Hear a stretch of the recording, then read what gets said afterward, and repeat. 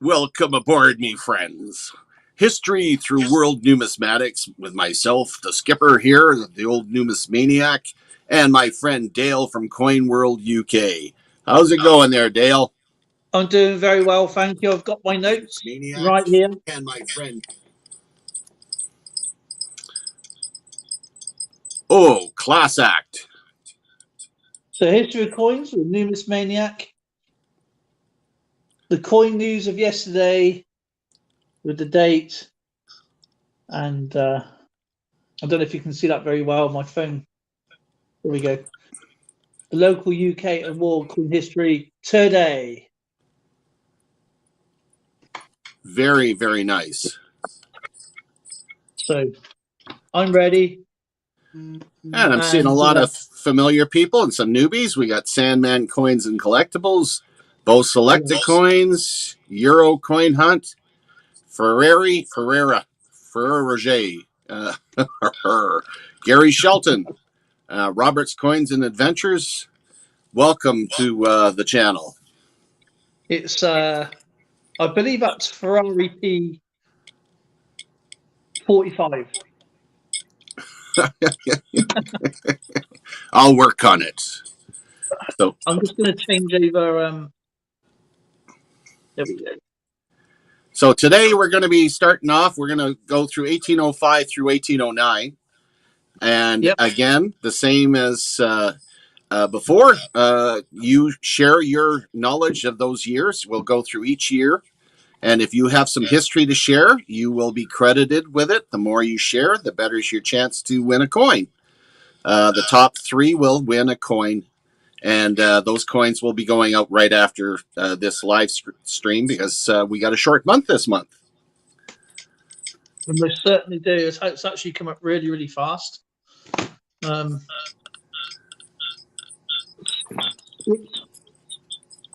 me just get this in the right position. Here we go. Because I'm just knocking everything over here. So this particular coin I'm looking at is, of course, United States. It's an 1805, I believe it's a 1 cent. Extra fine details, and they're looking for $825 US for this coin. Wow. Yeah, that's a 1 cent. I love the way the older coins did, especially where they got 1 over 100 in the bottom. That is so cool. So that's why is that bent? Oh, I see, because it's got the crease there. Yeah. Yeah, it's in a holder, so. But that's a very cool looking coin.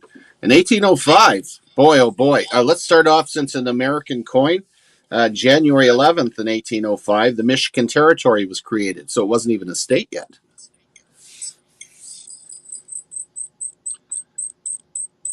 So I'm just going to say hello to a few people. I'm going to say hello to the Bud Files, Bo Selector, Gary Shelton, Euro Coin Hunt, 10 Bob, Robert's Coins Adventures, and Ferrari P45, and of course Sandman Coins and Collectibles. And thank you, looking forward to that, my friend.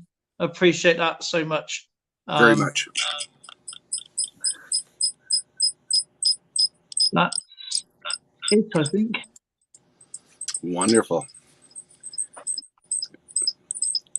I can't wait to see what kind of information everybody's going to throw on in chat. That's what I'm looking forward to. I've got my homework ready, so. Well, let's share it, my friend. We'll you do one, I do one, and then if we see something crop up in chat, we'll throw that up. Absolutely okay. You go first, then, Skipper. Or you've just done one, haven't you? Well, I did one, but you know what? Thomas Jefferson was sworn in for the second term as president of the United States on March 4th, 1805. I'm not sure you have the echo. Actually, what I can try and do is turn the volume on here.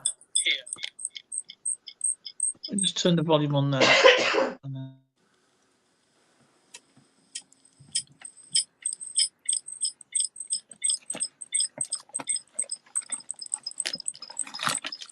If I could get, I think it's me that my other cameras won't turn down completely. It's always giving me grief here. Anybody has any suggestions, I certainly would take it. But Unfortunately, it won't turn down.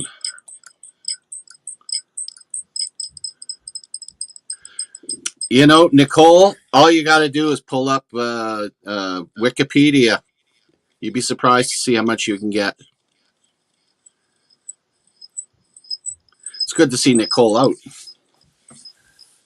So what do you got there, Dale?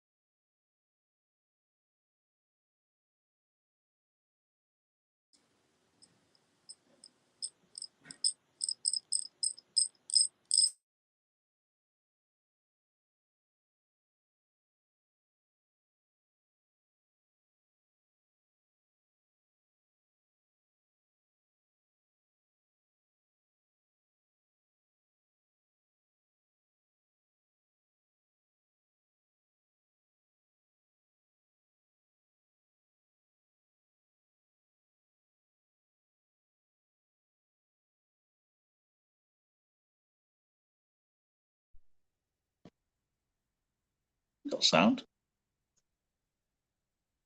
Sound? Sound? Hello? We lost audio, Skip.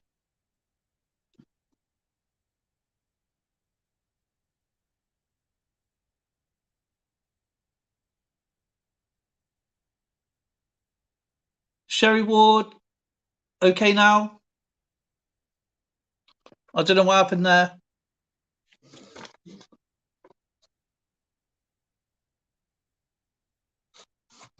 Okay, I think you can hear me. I think that's what the thumbs up for. Okay, I'll do it again.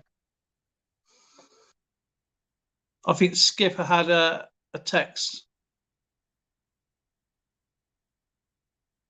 Okay.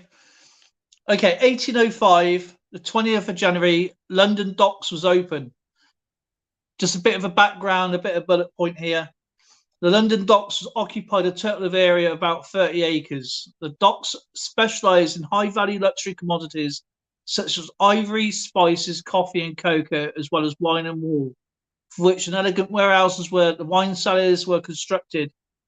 But the system was never connected to the railway is because the London dockyards were checking on these goods that they were getting to the right places. So they wouldn't just like the other ones just thrown onto a train and then off it went. So these were high value goods. Nick's Coin's birthday is on the 20th of January. That's pretty cool. So that's actually a really good start. And so I'm going to leave it at that one for the moment. And then over to the skipper.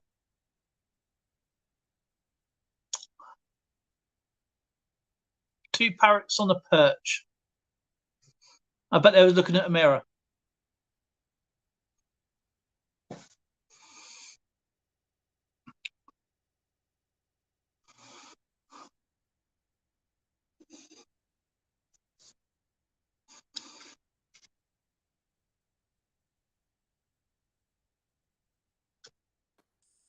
There, can you hear me okay now?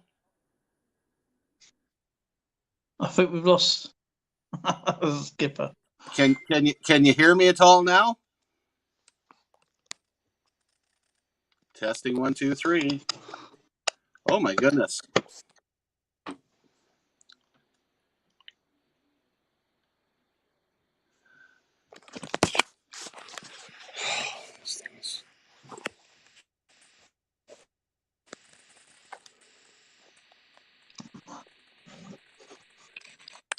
I think he's on a text.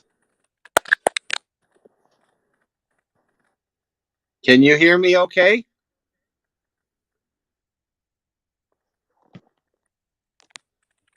Can you hear me okay?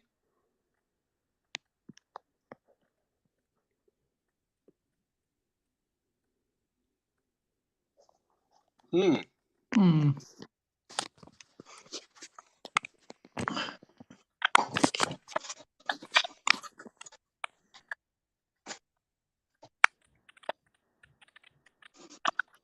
Can you hear me okay? This is crazy.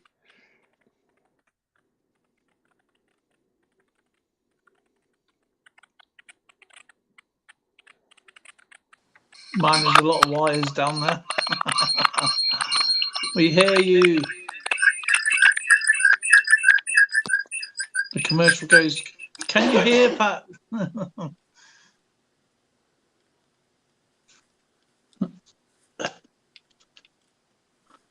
You okay, Skip?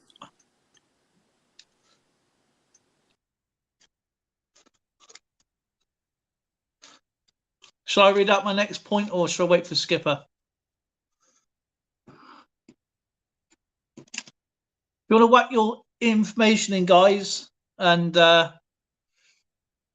sort it out in a second, and we'll go from there. So let me just break this down a minute. Oh. Okay. Can you hear me okay now? Testing 1, 2, 3. There we go.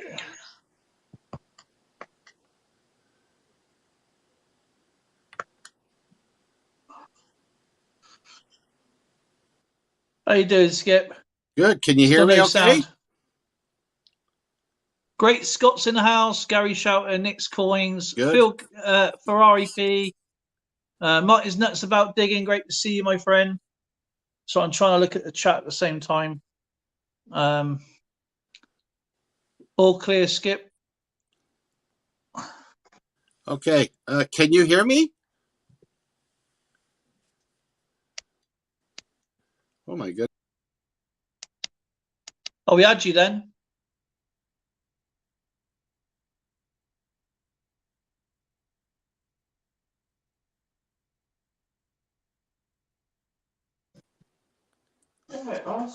Okay. Can you hear me okay? Yeah, we can hear you now. Oh my goodness. I don't know what's going on. My other phone's down. Oh no. So we've got no samples of coins to show from my end unless I move my camera I've got here. So we've already seen the 1805. So I can actually bring up an 1806 eventually here. How are we doing with the history? We got some good stuff here? We're still waiting on some stuff to come up. Oh, we go. Lewis and Clark expedition sights the Great Falls of the Missouri River and Pacific Ocean. 18 death of the Admiral Nelson during the Battle of Trafalgar. The Royal Navy were outnumbered by the sail of the French Spain fleet and fought them off with the southwest coast of Spain. Vice President Aaron Burr. I heard you the whole time. Numismaniac says Martin's nuts about digging. Yeah, Poppy G's in the house too. That's good to see. Phrases here, Papa G. Great to see you, my friend. I'm just trying to see if I got any 1805 stuff. I can read out my next one if you like, Skip. Yeah, go ahead. All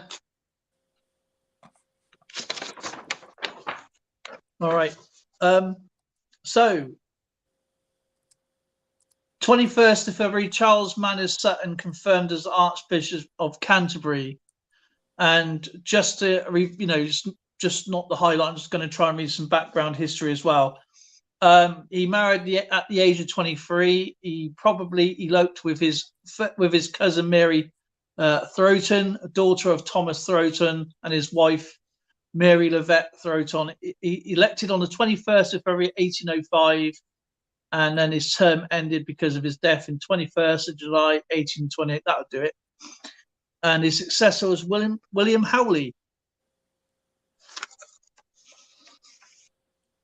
So, and obviously someone's already put in Lord Nelson there. The 6th of November, the news of victory at Trafalgar and Nelson's death reaches London on the 6th of November, 1805. and I got some history for Nelson afterwards, so in the next year. So I'm just going to put out a couple of things each year. Otherwise, when we go round again, it's just going to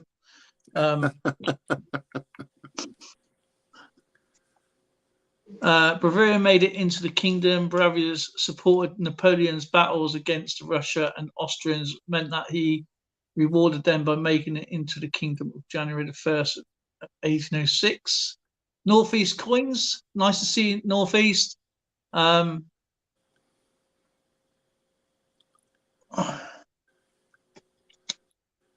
you want to put us on equal terms there, Skip? You know what? I could do that.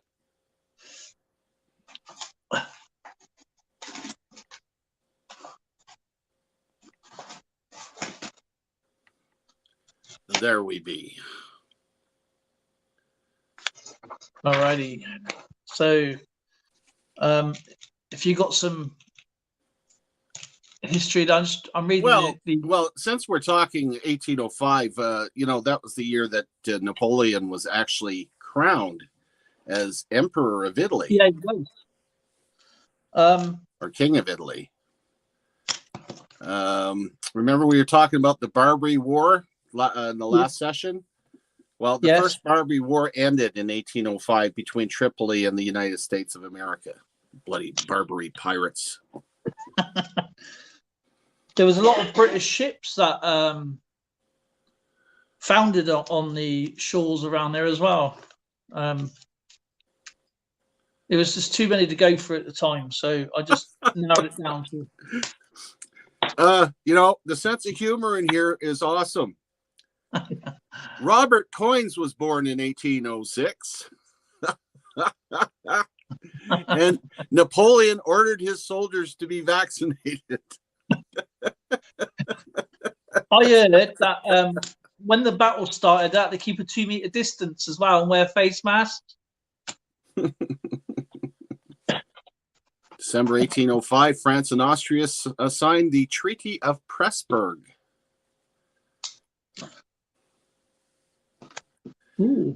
July 9th of 1805, Muhammad Ali Pasha found his dynasty in Egypt. I'm going to have to check out some more world history because I'm just doing like the British stuff. So,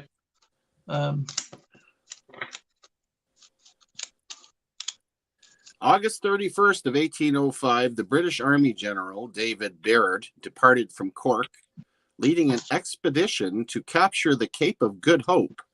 The ship arrived on January 4.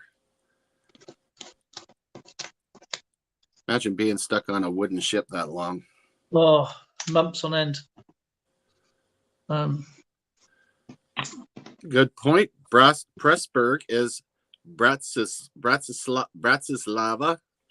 nowadays. Bratislava.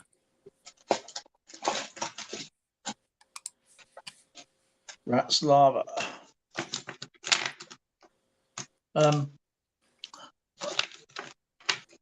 Old Man of the Mountain was the first mentioned by workmen in New Hampshire. That's actually a good point. Ran so far away. Capital of Slovakia. 1885. Jet and coins way too early. 1884 is a bit late.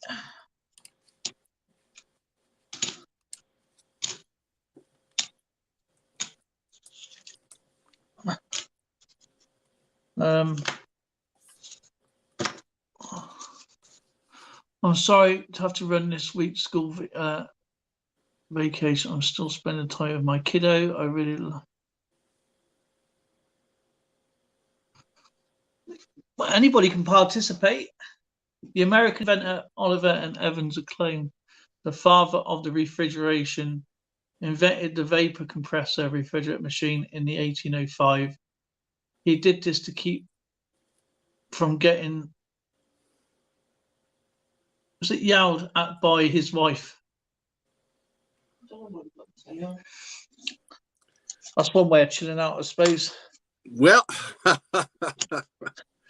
Well, a lot of people don't know this, but in this time period, that's when they started to discover the ability of things evaporating, cooling things off.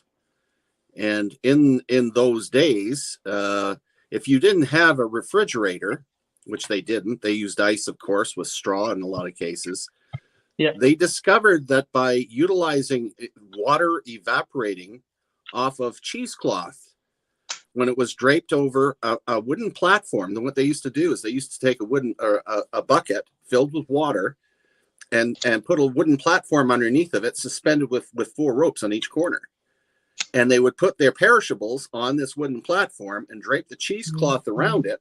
And the water would be soaked into the cheesecloth. And of course, if you put it in a sunny spot, it would evaporate and actually turn that platform into a small fridge.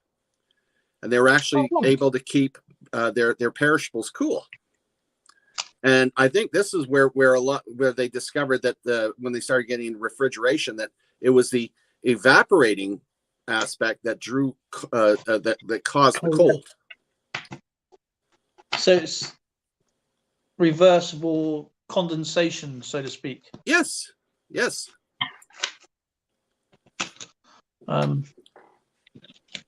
That's pretty interesting, actually. I didn't actually know that, because obviously the only thing I ever realised is that the only ways to keep stuff cold is through ice houses, where they used to dig down.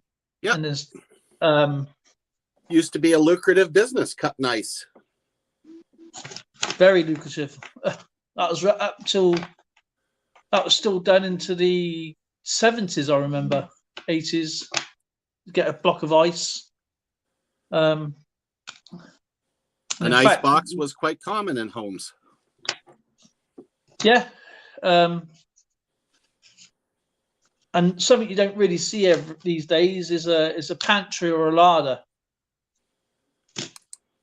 I still call our cupboard area larder, and everybody's like, "What's a larder?" Is 1754 too early? Yeah, I guess it is. Yeah. Oh man, if Contain got these out in the wild, it was basically imprinted into one coin. I'm just switching over here. All right, Papa G. See, we're all learning stuff. And that's why they had cellars, not just for beer and wine. The 4th of June. The first troop in the colour is held at Horse Guards Parade. 1807. Yeah, we're a bit ahead of that. We'll get on to 1807. Right now, we're going to switch over from 1805 to 1806. Can you see that okay? Yep. That's such a beautiful coin. Yeah, it is.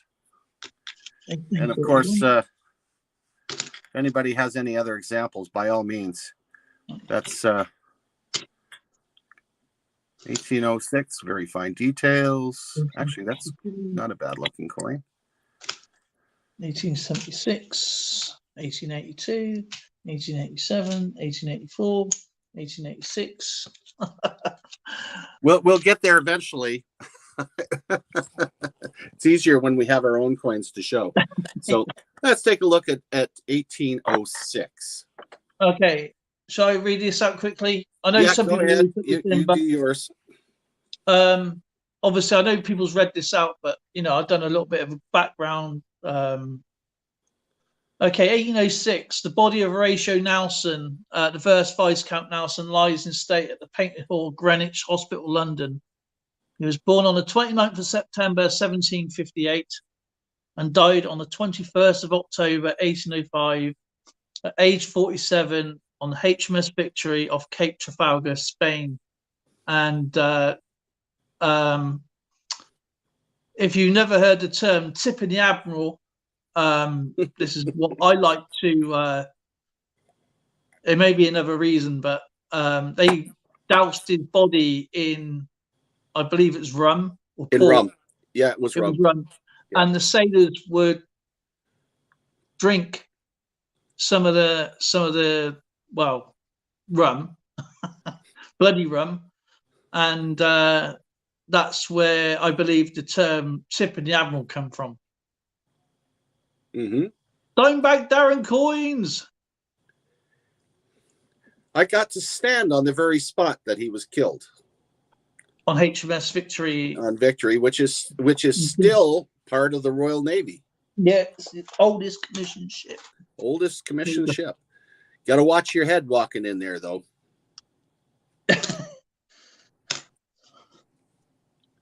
You've been on Victory, Lauren?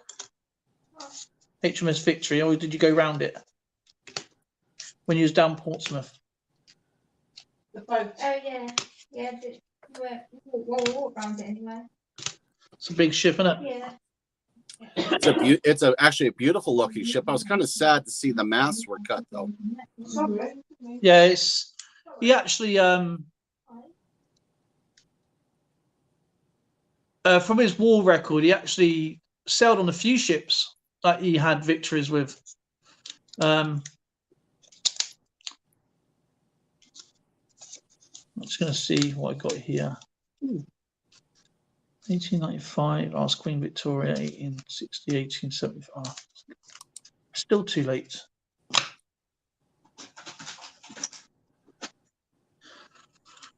Alrighty, so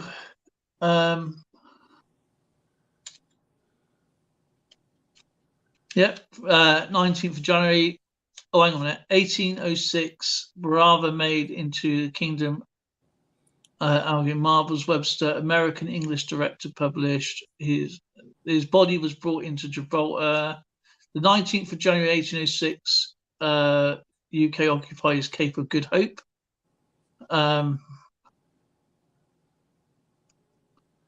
But you're right, Ken Bob. 47 was actually considered old. It was.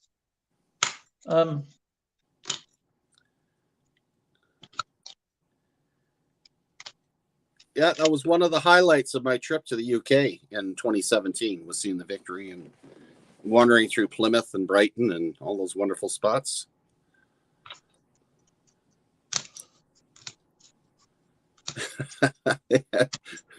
I love the humor.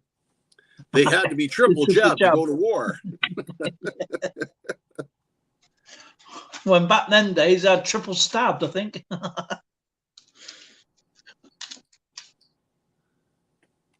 Very interesting.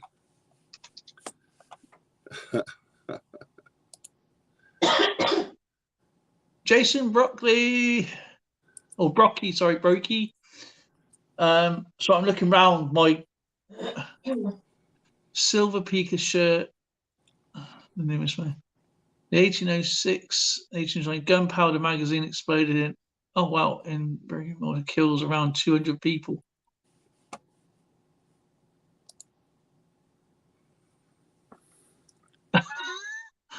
1806 is only 196 years to go for the euro to be introduced. That's actually really funny.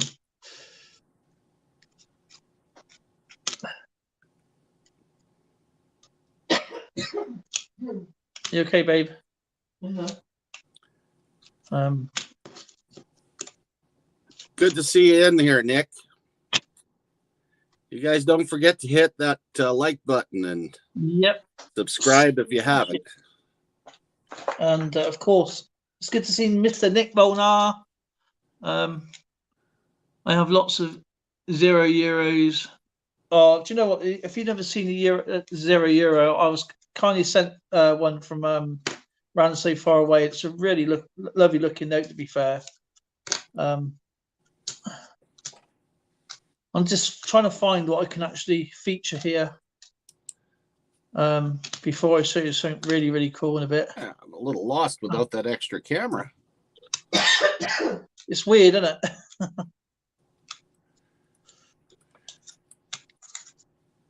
1917.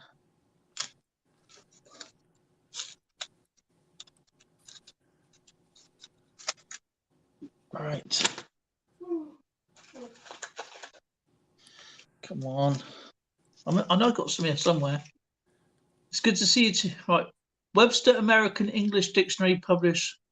Noah Webster's published the first English dictionary in 1806. My eyes are getting all funny. Right, King Edward. That's way too late. That is. That's okay. I'm going to show an 1807. We can move on to 1807 here. There's our 18. That's a fine example of an 1807. You see that okay? That's a very beautiful coin. I just got one more point on the 1806.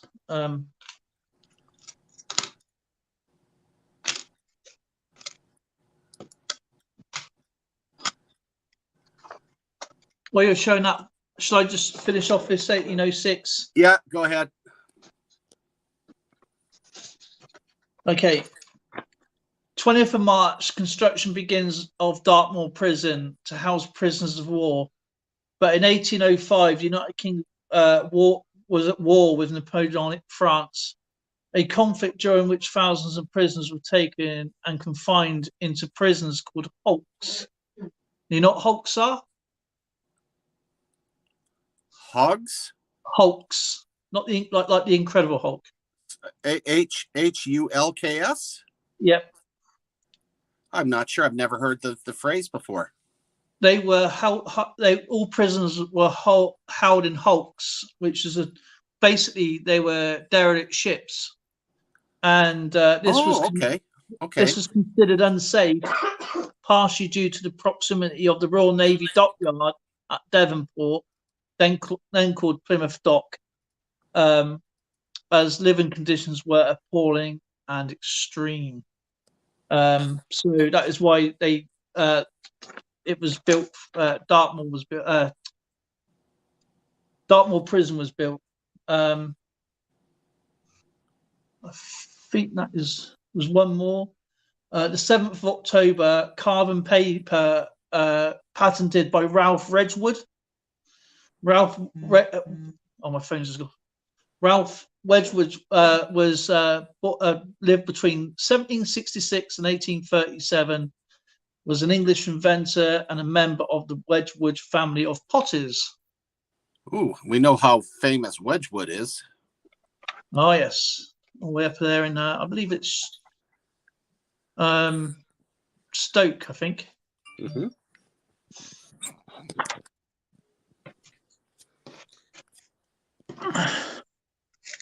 Okay, let's take a look at 1807. So you saw a fine example of an 1807 coin. Oh, a beautiful coin. We're talking, that was a 50-cent piece. And in 1807, the Embargo Act was enacted. It was the general trade embargo on all foreign nations that was enacted by the United States Congress. And at the same time, the Slave Trade Act was initiated by the British Parliament, prohibiting the slave trade. And yes, that is a good example of remembering that. I think I have one of those. The abolition of the slave trade. It was actually it was actually posed a few years prior to that, but it was de-elected or not passed through the bill in Lords. But in 1066, when William the Conqueror defeated Harold at Battle of Hastings, if you look at the Domesday Book, there is actually a law that it was illegal to keep slaves under law. So it's always been there since 1066. And I can't remember who the guy was, but it's a famous story that an American and his slave come to England, and the slave ran off because he knew as soon as he stepped on English soil, he was a free man. And so there's nothing that the guy could do to get his slave back. And fair play to the guy legging it.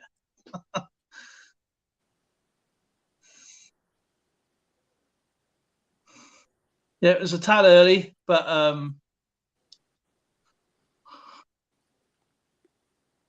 basically, it's strange how people from Gibraltar love Spanish, and they are like brothers in arms. Sorry, we're about to try and see. Thomas Jefferson signed an act to law in 1807 with intention of halting the pilot by Aaron Burr. A tad early, I wonder what they mean by that, halting a pilot. I think pilot is probably a loose term for like first or something. I don't know, whatever they would. Thomas Jefferson signed an act in the law. I mean, I've heard pilot as a naval term. I'm gonna have to check that because obviously you got the boats, the pilot boats. Of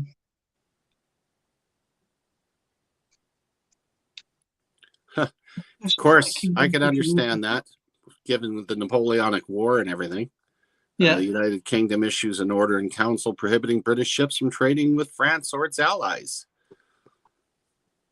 Yep, I got it here. In 1807, the United Kingdom issues orders in the council prohibiting British ships from trading with France and its allies.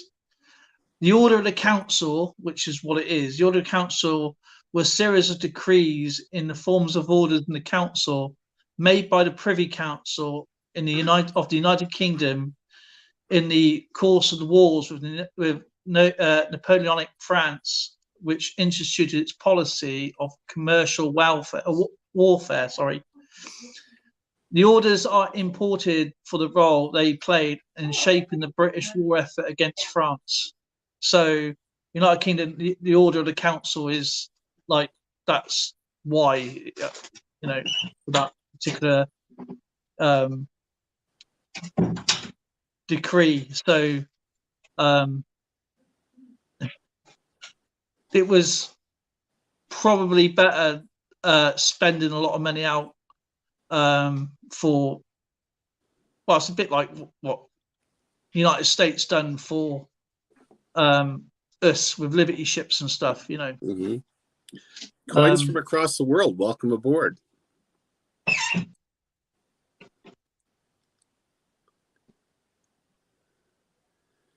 Here we go. My last one on this point here. Pall Mall, London becomes the first street with gas lighting. It demonstrated by Frederick Albert Windsor. Now, Pall Mall is a street in St James's area of the city of Westminster, central London. Frederick Albert, which is quite interesting, Frederick Albert Windsor was originally Frederick Aldrich Windsor in 1763 in Birchwig, principally at the Brunswick of Wolfenbüttel, if I pronounced that correctly, 11th of May 1830 in Paris. So was a German inventor and one of the pioneers of gas lighting in the UK and France. So not only was he born in Germany, he lived in France, but he first put gas lighting in Pall Mall in London. So, and if you ever heard of Pall Mall when I do my questions on Battle Chat, it's on the Monopoly board. It is on the Monopoly board, yeah. It's one of the pink ones. So I thought I'd throw that one in there. Well, that was quite interesting. There we go. I think you can see that. Starting in 1807, the Anglo-Turkish War began. It was part of the Napoleonic Wars. It was fought between the UK and the Ottoman Empire, right through the autumn of 1806, and then into all the way through to 1809. So that was quite extensive, really.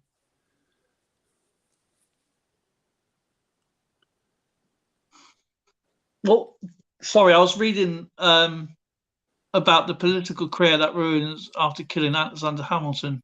Aaron Burr set off the plane, lands in the southwest presidential Jefferson's. Oh, okay. Oh, right. Claim, not plane. Claim. Right. Okay.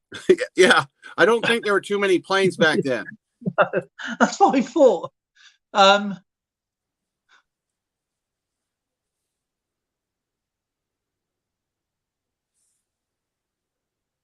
I try not to put so much war stuff in, if that makes sense. Well, it does. Unfortunately, with history, what do they usually record, right? Tragedies, isn't it? It's mainly Battles tragedies. and all the nasty, and it carried right through to modern day.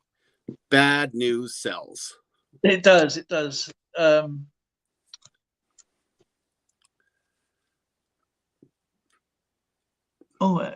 Anaponian Wars and Anglo-Saxon. Thing is, back in them days, even earlier, you know how I know this is going to be off topic, but Pontiac and Canada is such a big place. How do these people find to meet up each other with no real references? You know what I'm saying? Climbing over trees and rocks and lakes. I would imagine they had to rely on game trails and whatever, and a lot of travel on water. It's just like, we'll find you and we're going to come to your backyard, but Canada's got a big, huge backyard. You think? And how do they communicate and find each other? I know they're friends. First off, it's like, I don't know. It just bewilders me how these pioneers go out to search. Oops, we just lost Skipper again. The Battle of Napoleon fights hard, but inconclusive battle against the Russians under. Yeah, lots of smoke signals. Lots of smoke signals and drums, I should imagine.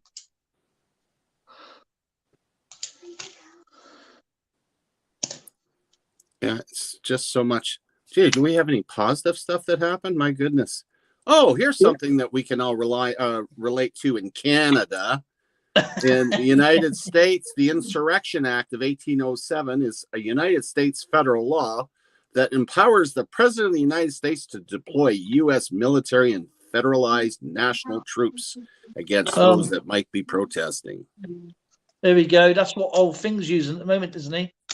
Yeah, it looks really familiar, but that's way back then. I'm sure things have changed a little bit in the U.S., I hope.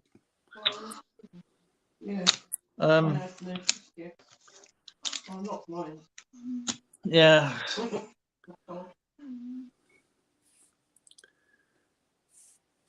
Captain jumps. You jumped ship, Cap. I did jump ship because someone tried to board me ship, and I had to kick them off. Unfortunately, that means I have to go into darkout or blackout. Yeah, the pirate jumped onto a pirate ship. Exactly. It didn't have the decency to even be a privateer or just a bloody pirate. It's a pirate party, not a private party. Oh, really? Is there anything other than battles? I got something in a minute that's not nothing to do about I don't want to put everybody into a depression because hey, we don't have it so bad. Everywhere in the planet during 1807 was fighting. Good grief. Walk the plank. At least that was a short distance to go. There's a lot of great history coming out on the chat. Oh, tons. It's great. In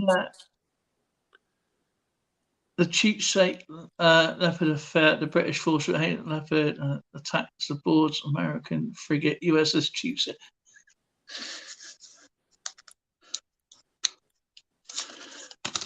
Yeah, I read about that one as well, and I thought I ain't going to put that one in.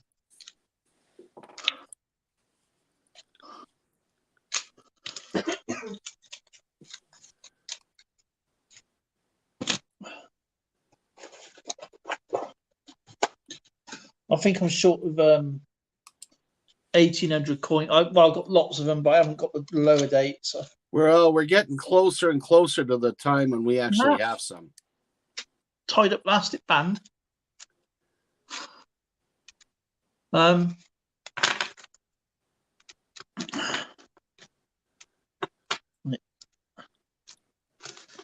what else you got going there, Skip? Well, I do notice that in 1807, Aaron Burr was actually acquitted of treason. So his political career was shot, but at least he walked away scot-free. Fulton's North River Steamboat, or sometimes called the Claremont, was invented in 1807 and had huge success. It led to increased exploration and settlement by opening up two-way river transportation. Fulton's Northern River Steamboat. That sounds really familiar. Is that on the Mississippi? It sounds like Huckleberry Finn times. You know, the old steamboats going down the Mississippi. I think. And the thing is, that was a major route.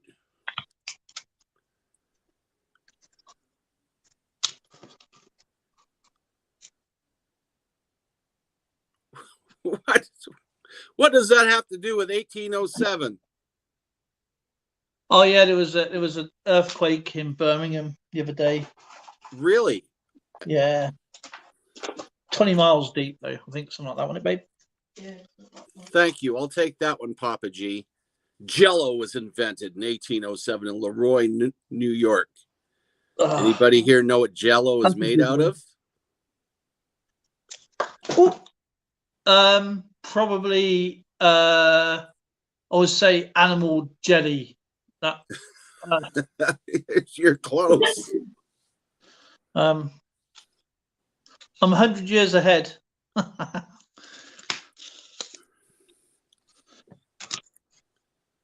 that, 10 live streams? Yeah, we got that Embargo Act already there, Marty. But thank you very much. That's good information. Oh, what have I found here? Napoleon purchased the Borghese art collection, including the Antonius Madronic. You know, it's starting to realize that I need to read more. Mandragon, and brings it to Paris. Antonius Magnadrone. See, that's because you're able to say that because you read a lot more Latin than I do.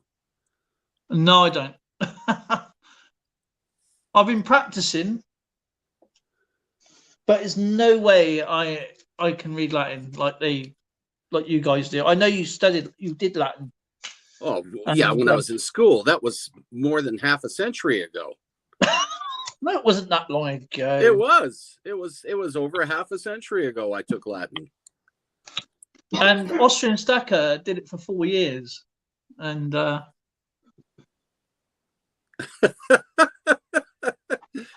starting to sound more appetizing all the time.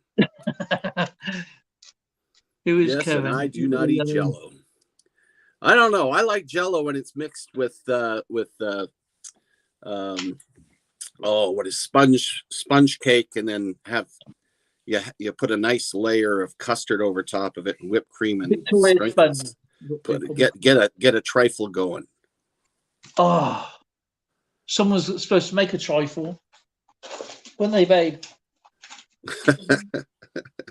So now you got trifle on your list on top of having banana bread.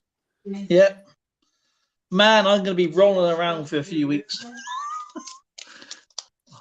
Don't you know what my resident of British Ben Coolin is decapitated by a mob. Really? Ouch. Where is Ben Coolin? Ben Coolin? I have no idea.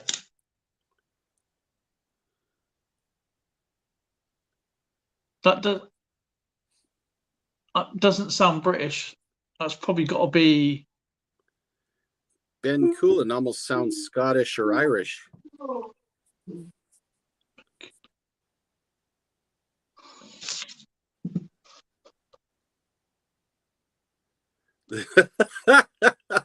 Captain started school in 1807. No, not that far back. Well, let's just say that when I went to school, we used to do drop and cover exercises when the sirens went off. Ben Coolin was a possession of the British East India Company. There you go. Oh, thanks. That's good info. Called Ben Coolers. Mr. Jibble says, have you heard about the market that only sells jelly and cream? It's a trifle bizarre.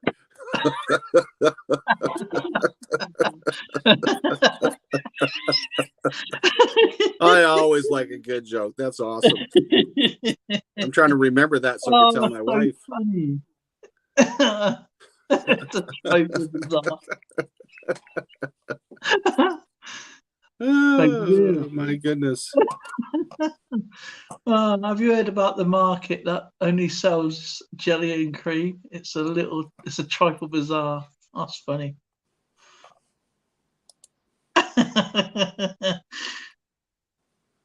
Hey, assist. Give me a second. I have to fold the laundry. The first Lord and Treasury Leader of the House of Lords is Lord Grenville. Oh, that's sick. Custard. A woman divorced her husband after emptying a bowl of trifle over her head. She got custody. It's getting worse. That isn't even dad jokes. That's grandpa jokes. I like it. Custody. Oh man. Potassium and sodium was first what? Isolated by Sir Humphrey Davy. Oh man, got custody. I like that. Trifles. Unbelievable. Oh man, that's so funny. The bloke walked in and a bloke just walked past me shouting, "You're a trifle." And absolutely ghetto, you're totally covered in sugar. It was rather unsafe. It's getting worse. Oh man. Babe, a bloke walked past me shouting, "You're a trifle." And absolutely ghetto, you're totally covered up in sugar. It was rather unsavory. Oh man. I just got it. Took me about a minute to figure out what they were saying. Two parrots on a perch. One parrot says, "Can you smell fish?" Not a perch as in perch fish.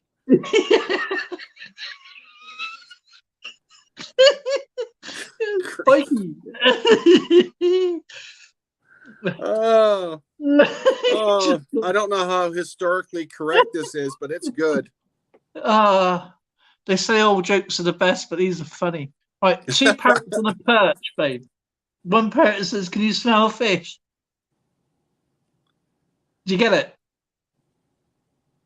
Babe? No, I don't. Well, a perch is a type of fish. Spiky fish. She's like, I don't get it. Joke book from 1807. Oh man. Oh, well, I think we'll move on to 1808.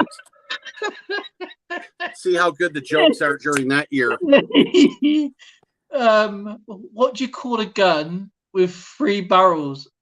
A trifle. Oh man. Oh, a trifle. Gosh. Oh, so funny. So we got one here. It's called an 1808 India 10 Cash Madras Presidency.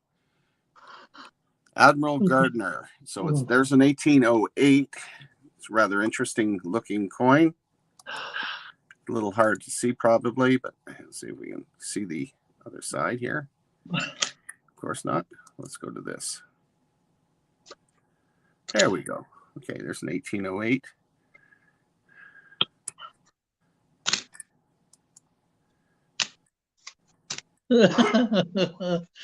Oh man, a bit unsavory. I like that one. Looks like they got Arabic on this one here. Oh man, I love No, jokes. it's got to be Indian. What would you call that? Not Arabic. Is that Sanskrit? This here? It's from India. It looks Arabic, but I would no, I think that's. Oh God, it's not. What's the one for Hebrew? Would it be Sanskrit? It's not Hebrew. Oh no, you can read Hebrew, can't you? Well, yeah, some of it, but not as good as I used to. But that looks very Arabic to me. But it's maybe yeah, someone. It's definitely Middle Eastern. So I would say in the chat, but it's from India, though. Mind you, India at that time they would have had Hindu and Muslim, wouldn't they? Yeah, about everything, because it wasn't like split apart like with everything today. So yeah, I would say Sanskrit then. We'll see if anybody can pop up and say, "Oh, okay." Hindi.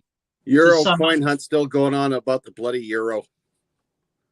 Yeah, I am, man. So funny. Oh man, I love jokes. Oh, Sandman says Hindi? Question Hindi, mark. that's the one I was thinking of. Hindi. Could be. Again, it looks very similar to Arabic to me, but Ferrari saying some sort of Indian Sanskrit could be Urdu. I've heard of that as well.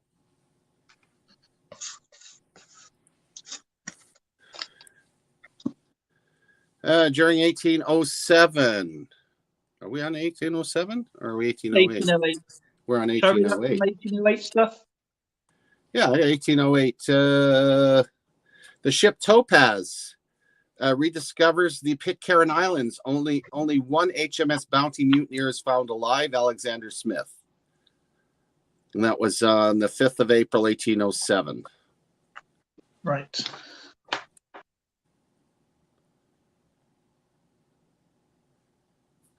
Anthracite coal is first burned as fuel by Jesse Fell in Wilkes-Barre, Pennsylvania. The discovery leads to the use of coal as the key fuel source of America's Industrial Revolution. All right, cool. That's a bit of interesting history. That is actually because mining is something that we'll get to in obviously in 100 years' time, because a tragedy. We spoke about it, but anyway, 1808, right? I believe. Yeah, we're into 1808 now. Okay, 1808 February. William Bradley first cultivates watercress commercially at Springhead, Kent. So William Bradbury lived from 11th of July 1776 until August 11th, 1860. An entrepreneur, and was the first person in England to cultivate and sell watercress on a commercial basis. Watercress or yellowcress is a species of adequate flowering plant which is in the cabbage family. I did not know that. I remember growing out at school, in like little cotton wool. Okay, 1808. On the 1st of March, the slave trade abolished in all British colonies as the Slave Trade Act of 1807 takes effect. This year, the Royal Navy establishes the West Africa Squadron, which I'll get to in a second, on the coast of West Africa to enforce the abolitionist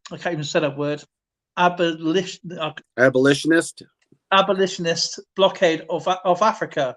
The slave trade of 1807 officially of an act of the abomination of the slave trade was an act of the Parliament of the United Kingdom prohibiting the slave trade in the British Empire, although it did not abolish the practice of slavery. It did encourage the British actions to press other nations and states to abolish their own slave trades. Okay, the West African Squadron. Between 1808 and 1860, the West African Squadron captured 1,600 slave ships and freed 150,000 Africans.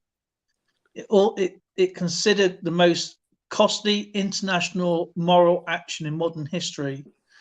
The squadron has been described as being poorly resourced and plagued by corruption. It only managed to capture 6% of the transatlantic slave ships, but patrolling 3,000 miles of African coast from 1808 to 1860, it liberated, as I said, 150,000 Africans. So I honestly have not heard that before, and that is really awe-inspiring. Yeah, I thought, one life is better than no lives. 150,000 lives is better than zero. And that early too. Yeah, yeah. And there was only they didn't have big ships. They only had like these sort of like smaller, like schooner ships. To corsairs and schooners. And they were not exactly trained naval navigators either. They were very, very poorly. When I say poorly, they were fending for themselves basically. But I think they did a fantastic job in that day and age with what resources they had. Mm-hmm. And 3,000 miles is a long way up and down, Mm-hmm. And so yeah, at least. Wow. Yeah, that's a good share. Yeah, something's better than nothing, I guess. Yeah. Oh, Elijah Craig died in 1808. He's the Baptist minister in Kentucky, and he was an important figure in the invention of bourbon whiskey. Ooh. You like bourbon whiskey, don't you? No. You don't? No. I know Lee does.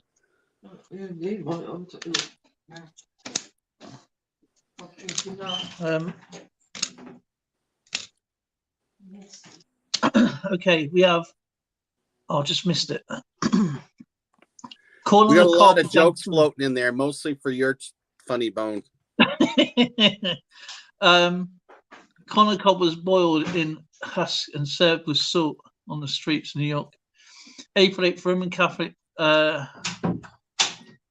Diocese of Baltimore promoted Pope Pius the Seventh, the founder of the Diocese of New York, Philadelphia, Boston. Haiti on the Napoleon Bonaparte annexes Tuscany and gave it its seats in the French Senate. Roberts, United States potential election. James Mann defeats Chelsea. First, this one that Jason put on, all I can think about is Richard Sharp. I must have missed that one. The French invasion of Spain in 1808 prompted Gibraltar's British garrison to cross the border and destroy the ring of Spanish fortresses around. That's Richard Sharp. That's the Green Jackets.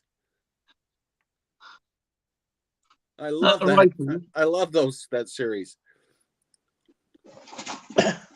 Sean Bean can do anything.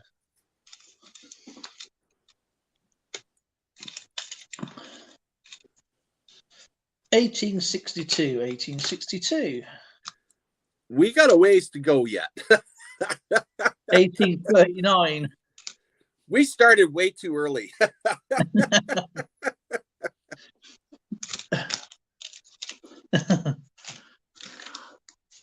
17th of May, 1808, Napoleon I of France orders the annexation of the Papal States to the First French Empire, called the French Empire. Okay.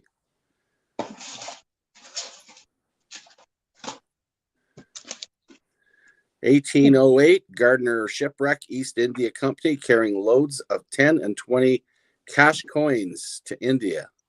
Ooh, wonder where that happened. Let's go. 1841. 1827. All righty.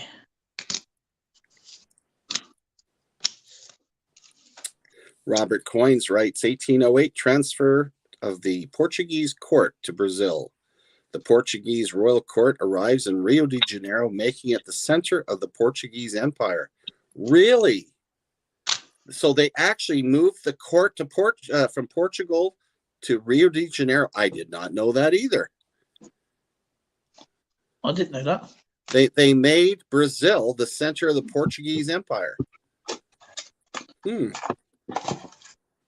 don't think that lasted that long, did it? Apparently not.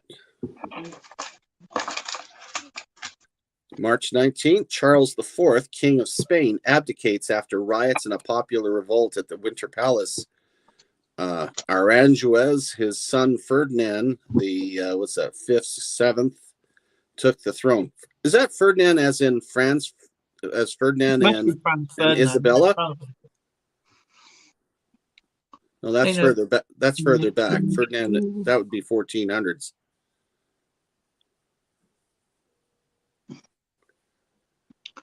We do have I think it's. I think 10 Bob might know this actually. I think we do have. Or I think it's Yala Man. No. Actually, no. I think it's a Gibraltar coin. It's got to be the Gibraltar coin. Sorry. With the invasion or Gibraltar. I think it's on the 20 pence. I'm not sure. I'm not really. It's something that is like my last type of collection is the territory coins. The Finnish war in the Battle of due to Swedish forces under Lieutenant General George Karl von Doben beat the Russians, making Van Doben a Swedish war hero. Papa G brought some good trivia up about corn on the cob. 1808, it began selling the street food in New York. And the thing is, if people were to make it the way they used to make it then, it tastes twice as good. For you in Europe, that's maize. Anyway, you peel back the husks, you remove the silk, you wash it really good, make sure it's nice and wet, pre-butter it, put your salt and pepper on you want, put the husk back on, and throw it on the fire. It is so much better than just boiling. All the flavor goes into the corn. It's absolutely delicious. So it locks it in. Locks it in.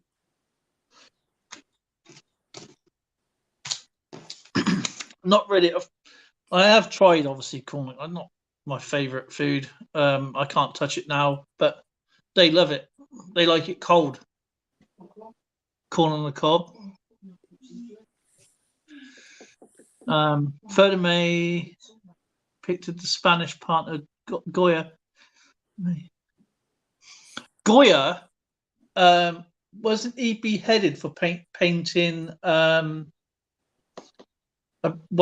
princess or a Queen Regent or Spain? I have to think about it. I'm playing catch up here because I'm way behind you. He's a great artist, Goya. I'll just check it out a second. Worcester. That sounds familiar. Isn't that where Jeremy Hales is from? Worcester, Ohio.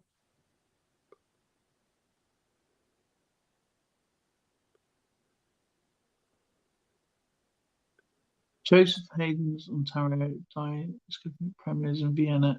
Where am I looking? Have I gone too far? James Manley, the 4th president.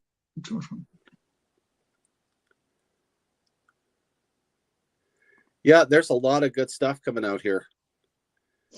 John Jacob Astor incorporates the American Fur Company. John Jacob Astor, 1808? Oh, yeah, John Jacob Astor. I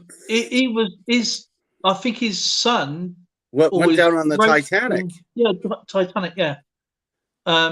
There's a whole family memorial to the Astors.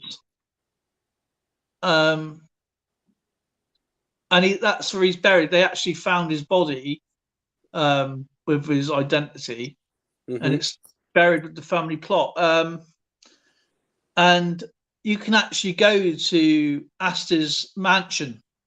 It's still boarded off. Mm-hmm.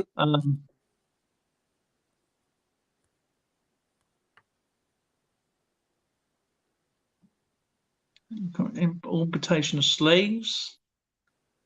1808, 14, I've seen that when Daniel succeeded.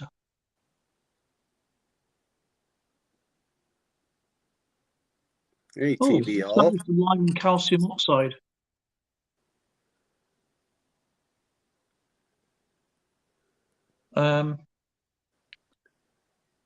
Second. There is a lot of good history here.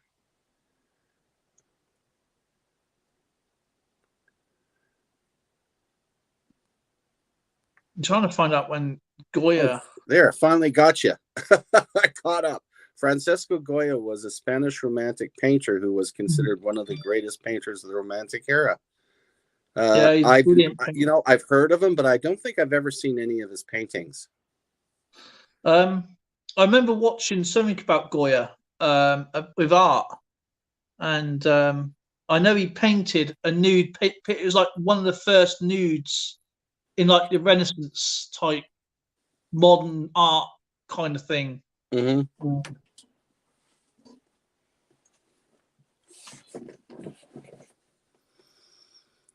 The Finnish were in the Battle of Jutas. Swedish forces under Lieutenant General George Karl von Doblin beat the Russians, making von Doblin a Swedish war hero.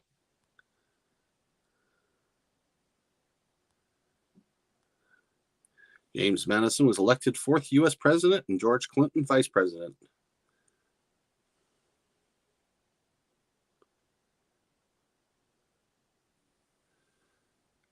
Wow.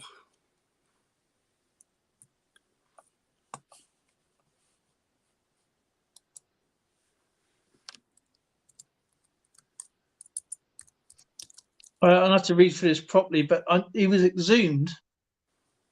He was exhumed without his head. They couldn't find the skull to his head, to his body. He had a stroke. Later reinterred in the Real Ermita de San Antonio de la Florida in Madrid. Famously, the skull was missing. A detail the Spanish consul immediately communicated to his superiors in Madrid, who wired back send Goya without his head. I have to read that.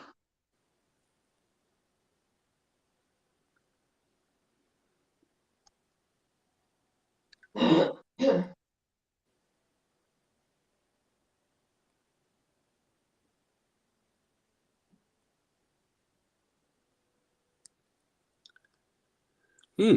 1808, chemist Humphrey Davy informs the Royal Society of London of his discovery of two elements by electrolysis from lime. He has produced calcium and established that lime is calcium oxide. Mm-hmm. And lime is very acidic. It's very limey. Yeah, very limey. Would you like lime with that? Yeah, it's from chalk. Well, lime is fairly caustic, is it not? They use it for decomposing bodies and stuff. Yes, it is. Very, as I said, it's very acidic or alkali. I mean, if you, as I said, if you use a lot of lime in cement and concrete. Mm-hmm. So if you keep your hands in it, you can actually burn your skin. Yeah, wouldn't want to do that.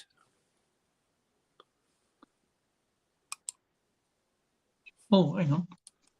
The Nathacote coal was first burned at fuel experimental. My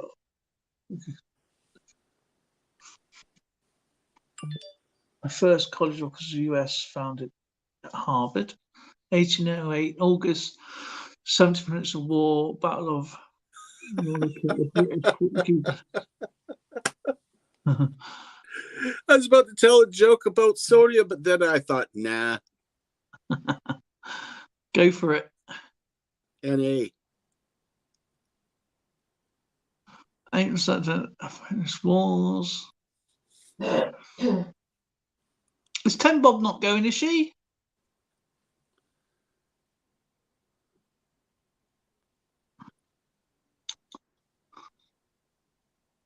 I love these streams. It is lots of fun. I really look forward to this stream so much. You have no idea. Tremendous amount of information today. It was great. I'll tell you something, though. I'm not choosing tonight. It's going to be a hard one. It's going to be difficult.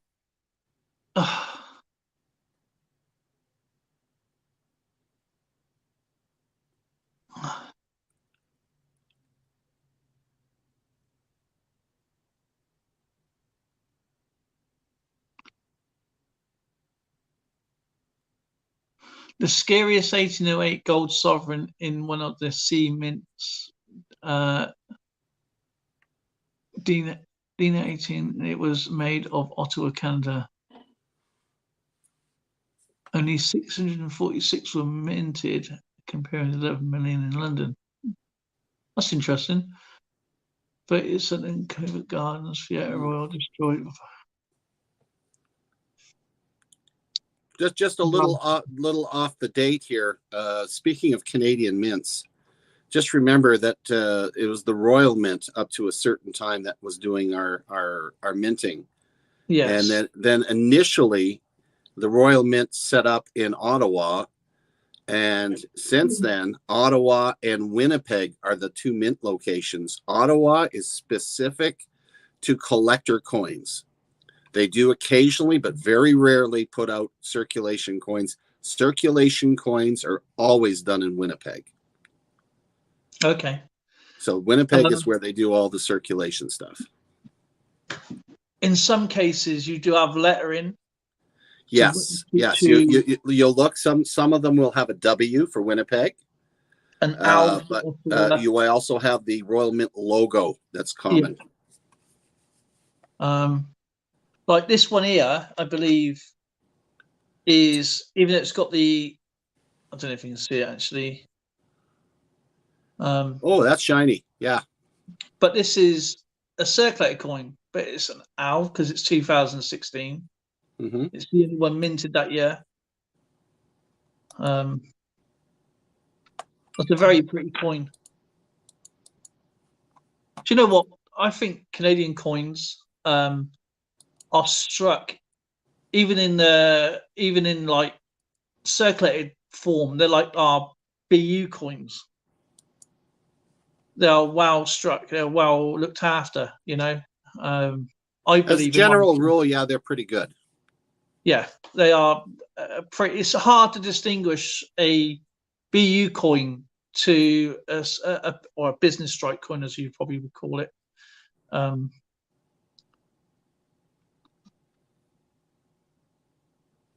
Oh, that's interesting. See what Mr. Gibble said?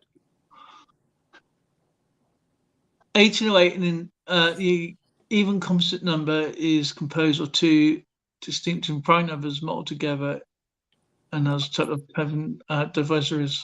Congress slave trade. French troops occupy Papal State. 9th November. Truce of Oki. What?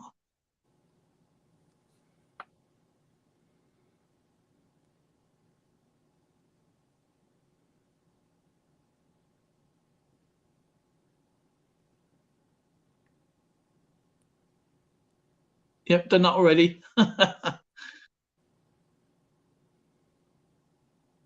I'm just going to get this coin up. So 1808, if the Banco do Brazil was established, that had to be Portuguese then.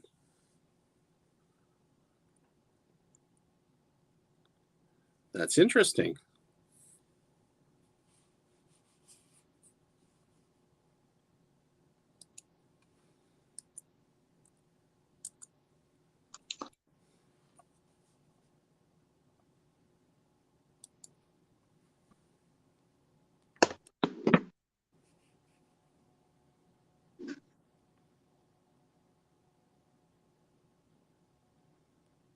There's so much history going on. It's hard to keep track. Sorry, Yeah, I'm I'm noticing it's wonderful though. It's just, not to mention we're reading information, a lot of stuff that we may have missed out when we were going through history in school, because let's face it, there's so much history.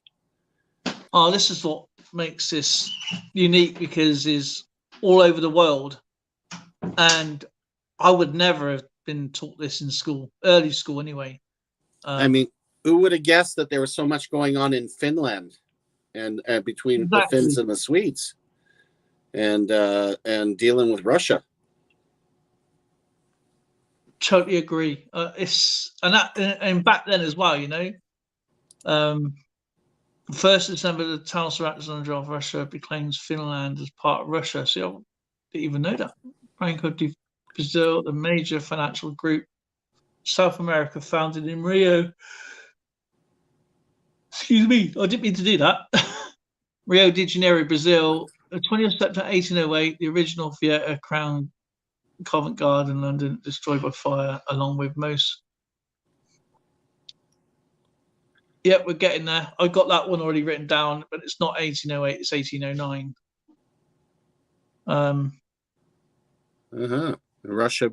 Finland became part of Russia in 1808. Tsar Alexander I declared it. Yeah, you're right, Dimebag. More than ever. This is wonderful. How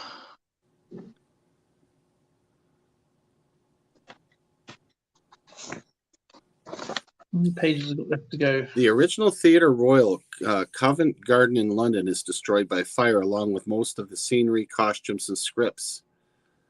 Well, rebuilding begins in December of 1808. Yeah, it's 1809, in fact. Well, we're going to be getting on to 1809 here shortly. Oh, hello, Christopher. Christopher collects. That is absolutely amazing. In my town. Really? Yep, he's been on the Britannia Coin Company. Yes. As the head of social media in my town. And they apparently ship worldwide. They do.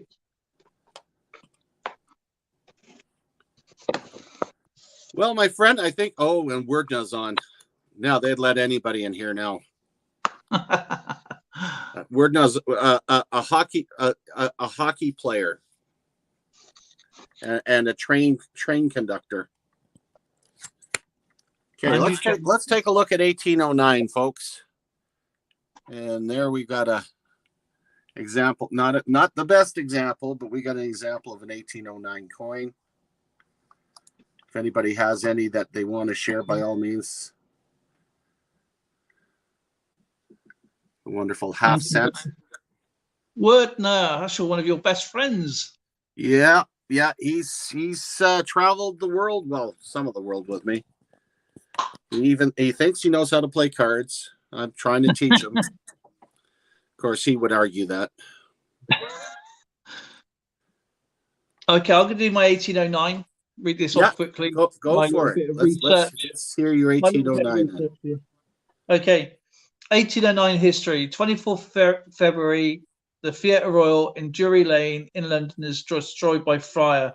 The Theatre Royal on Drury Lane, commonly known as Drury Lane, is West End Theatre, a Grade 1 listed building in Covent Garden, London, England.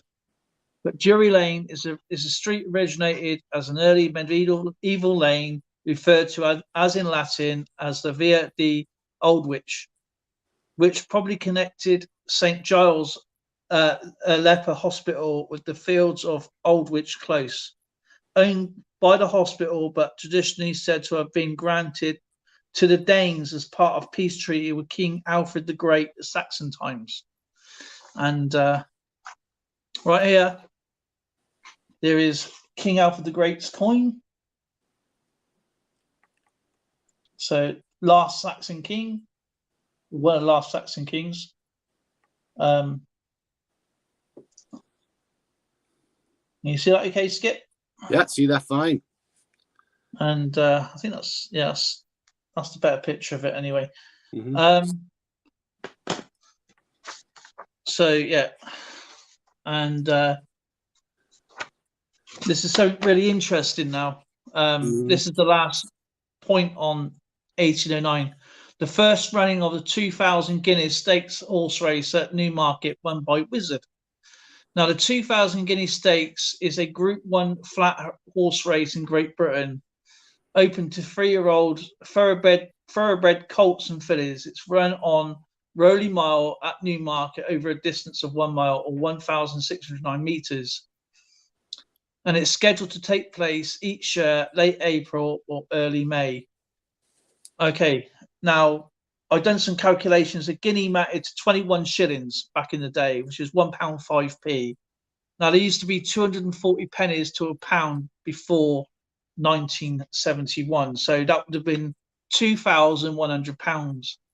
In 1809 to the 2022 value, £2,100 is equivalent to £180,730.18, which is what it is would have been today, but that would have been equivalent back in 1809 of £34,452,097.08.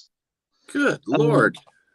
So as from the value of 2021, the last prize purse, which is what I estimated it as. So if they won the prize purse today, that's what that's what they would have won. So £400,315 was the prize purse, but first place wins was £227.19. They would have won the equivalent of our money today of £108,731.18. That's a pretty impressive purse. So the total purse would have been £34,452,097.18. Newmarket Racecourse is a British thoroughbred racecourse venue in Newmarket, Suffolk. So that's north of me. Comprising 2 individual racecourses, the Rowley Mile and the July course. Newmarket is often referred to as the headquarters of the British racehorse and the home to the largest cluster of the training yards in the country. Wizard, 1806 to the 30th of June 1813, was a British thoroughbred racehorse and won 7 of his 10 races, with all his wins coming from Newmarket in 1809, and he won the 2,000 Guinea Stakes. Wow. So that concludes my history with numismatics. Just knocked my socks off, literally. Wow. It's interesting when you see the conversions from what the value. Today. Holy mackerel. Okay, I'm going to get you to help me here. I'm going to highlight each one of these, work our way down. You can read right from the screen. And we'll try to catch up to everybody because we got lots and lots to look at. Okie dokie. Let me just tilt that a little bit. January 5th, 1809, the 20 of the... What's that? Treaty of the Dardanelles. Dardanelles between the United Kingdom and Great Britain and Ireland and the Ottoman Empire is concluded. February 12th, 1809, Charles Darwin and Abraham Lincoln are born. Oh, wow, that's interesting. Must have been, yeah. March 1809, seeing the circus noted by John Cummings began actually swallowing knives. One of the occasion he swallowed 4 knives and quickly passed out, but died after 4 years. Oh wow, 4 years. There's a man that deserved to fall out of the gene pool, swallowing bloody knives. What the heck's wrong with him? Next. Okay, 1809, 5th January, the Treaty of the Dardanelles. We covered that one. It's coming through thick and fast now. Nelson's Collar Pillar in Dublin is completed. It started the year before in Dublin. Miami University, Ohio, sorry, is established by the Act of February 2nd on the township of the land required to be the set aside for it under the conditions for the Miami Purchase in 1794. Oh, yeah, we read this one already. Napoleon, the Drury Lane fire. Napoleonic Wars, the War of the Fifth Coalition begins with forces of the Austrian Empire invades. Is that Bavaria? Or Bavaria? I don't know. Bavaria. It's so small on my screen on this one. 1808 March. The literary and political. Is that literary and political? The Quarterly Review, it's called. It was published by John Murray. Quarterly Reviews by the first, published by. Okay. I just read that one out. 2,000 guineas. Okay. Bass Road. Royal Navy victory over the French fleet in Monmouth on Chevante. Although officers on both sides faced certain. Oh, they faced court martials. Okay, yeah. Impressive. What we got here too. I wonder what he did. 10th of May. Gustav IV Adolf is officially deposed from the Swedish throne by Reichstag of the Estates. Is that right? Is that Reichstag of the Reichstag. You would think it would say Reichstag, but it's not German. It's obviously Finnish. 1800 Mary Dixon's kids from the first recipient of the patent granted to women by the United States Patent and Trademarks Office. I think she's saying patent. Patent. Oh yeah, sorry. Patent the Trademarks Office, the invention of techniques of weaving straw with silk and thread. That's pretty interesting, actually. That's different. 1808. Oh, the second one. Napoleon I of France orders the annexation of the Papal States to the French Empire when he announced that the Pope's secular power has ended. The Pope's excommunicated it. Oh, I didn't know that Napoleon was excommunicated. I know he was cocky enough to crown himself. Yeah, he did. He inaugurated himself, didn't he, as emperor? Mm-hmm. Well, he got too big for his boots. 1809. Oh man, is that Egmont overturned? Was that Opus 84 by Ludwig van Beethoven. Oh right, okay. We're getting. Hey, we actually got some music stuff happening here. That's nice. So that happened in Germany. May the 5th, Mary. Oh yeah, okay. There we go. It's patent. I knew it was. Yeah, patent. Sorry.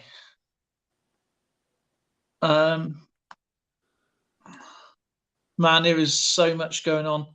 So General Arthur Wolseley arrives in Lisbon on board the HMS Sullivan. Is that Sullivanti? To take command of the British troops in Portugal. That to be probably Lisbon, I should imagine. Dartmoor prisoner. I read that one out earlier. The first. There it goes again. And there's Darren with his contribution. Silence is golden. He's working though, isn't he? 10th Yeah, of I think August, so. 1909. Quito. This is so small. The capital city. Capital of Ecuador declares independence from Spain. Oh, right. This rebellion will be crushed on August 2nd, 1810. Well, that was a short reign then. Okay, that's one we already have. Mauritius campaigner of 1809, 11th, I guess. Action, the 30th of May, 1809. In the Bay of, I've done that one. Okay. Yeah, the Bay of Bengal, the French frigate. The Battle of Wagram, Napoleon defeats the Austrians.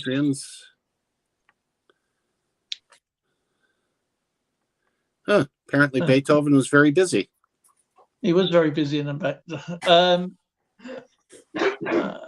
The Peninsula Wars on the 10th of May. A Battle of Jorigio. The Anglo-Portuguese army commanded by Sir Arthur Wesley is the French. Don't know if you can see this, but this is how small the writing is to me. I don't know if you can see it through. Just getting a shadow reflection. Yeah, it's just I'm just showing that, like, from my perspective, it's really small.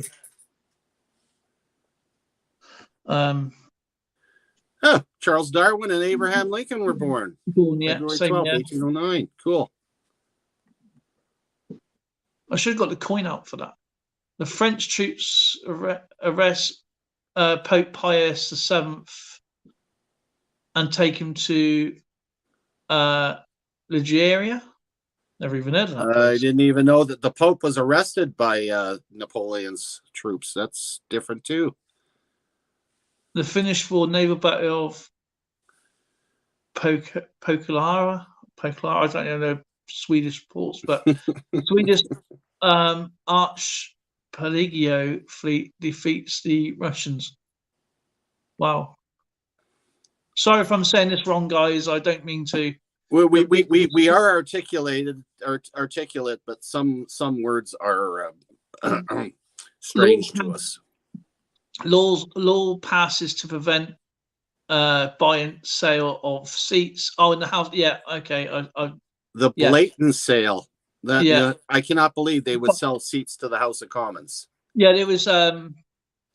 there was a law passed. I was actually going to write that down in the next one. I skipped past that one because I really wanted to put in the racehorse one.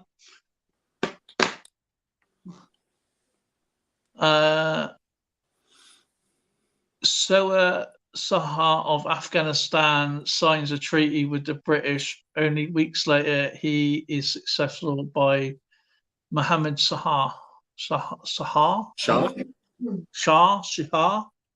Mahmud Shah. Mahmud Shah. Mahmud Shah. James D. September 17th, finished for the Peace of I can't even see that word. Hamina is signed between Russia and Swedish. The future Grand Principality, I can't even see that there. Well, of Finland's is ceded to Russia by the 20th of Treaty of Frederick. Just lots of mms. Article of James Lord Gambler. Is it Gambler? At Portsmouth Harbour over his conduct at the Battle of Basque Roads is honorably acquitted. All right, yeah. I think you spoke about that earlier. August the 2nd, Battle of de Toledo is poorly led Spanish army is defeated by King Joseph Bonaparte's French army. Okay. Whereas this British, Portuguese, and Spanish army defeats a much larger French force at the Battle of Talavera in Spain. Talavera. Sorry, guys, I'm so small this writing on I've here. actually heard of that in the movies that I was watching. Yeah, Richard Sharp. Oh, so much stuff coming out. We're just gonna have to. I'm gonna have to look at a lot of. I mean, I've got 495, 97 chat messages right now. Yeah, I've actually been keeping up on it. I've got the top 3 that I've picked so far, and we're coming down to the wire here. So yeah, a new theatre of Royal Opera House opens in London. Yeah. Prince Clemens von Reichenich, I can't even see that word, becomes Foreign Minister of Austria Empire. Is it Metternich or something? Metternich, yeah. Metternich. Metternich. Walt's challenge campaign against the French puppet state of the Kingdom of Holland. Right, okay. The Napoleon Wars action of 18 in the Bay. Oh, we've seen that. We just had that one, haven't we? For those in the chat, time. We're going to do a cutoff. As much as I hate to do that, we're going to play. We're going to play catch up here, and then we'll select the top 3. And believe me, all of you have contributed today. Fantastic! It was just like super awesome. Yeah. It's just amazing how much came in.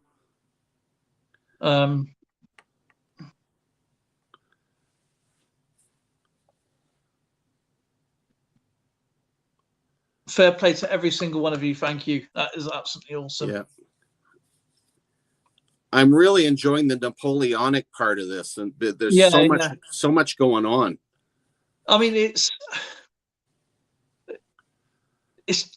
surprising how big the French army was, and navy and forces everywhere. Well, if Napoleon hadn't been stupid and went to Moscow, he wouldn't have destroyed his army. Yeah. I'm not sure if this is true.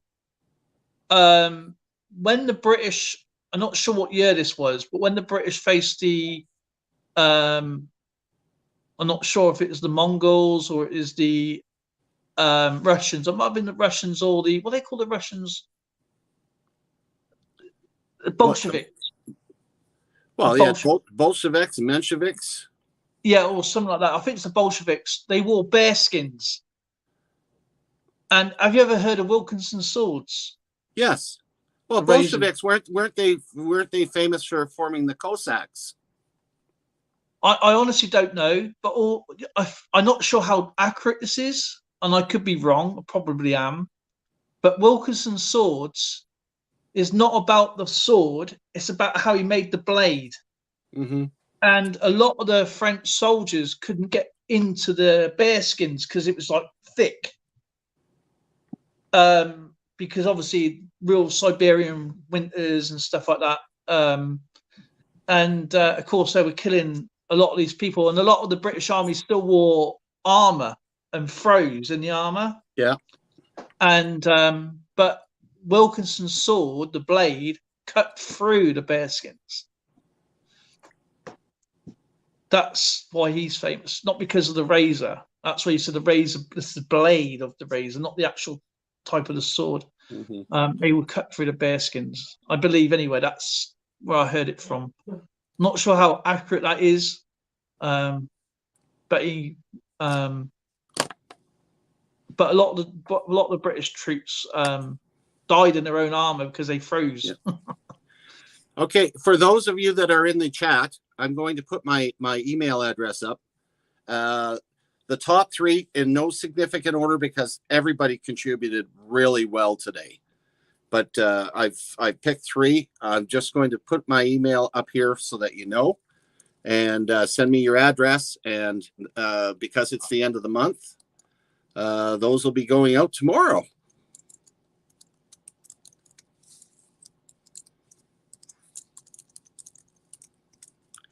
Okay, there's my email address is in the chat, and the three that I picked, and again, it was a tough one because there was some seriously good information. Robert's Coins Adventures, our Ferrari P45, and James D are the three that I picked, and those guys, like, outstanding. You've all done a really great job of doing this, but you know, that's a lot of history. A lot of history. That was fun today. That was flashing, man. That was just broke StreamYards. I think they did it. That was insane. So for those who've never seen this before, I'm bringing out my bucket. Used to be my bucket list, but I'm retired now, so I don't really need it. Everything's in 2x2, so whatever I pull out of here, first one I'm going to pull out is Robert's Coin Adventures. Don't see what's in it. Let's see what's in here. Yeah, let's see what's in there. We'll pull that one out. Oh, yeah. We've got a 1946 Canadian nickel. Ooh. For Robert Coin Adventures.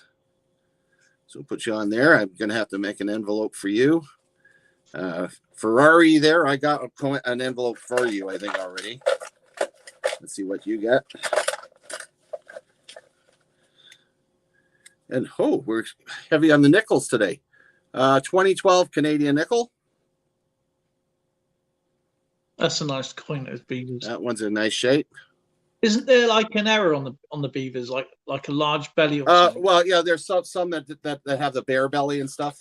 Okay. You just have to look through them. I can't remember what year that is. This one is for James D. James D. Oh, James D. Cut a color. Oh, a commemorative colored quarter. We're talking. What do we got here? That's I think it's Which one is it? 2017. Yeah, that's the 2017 one. Those are nice.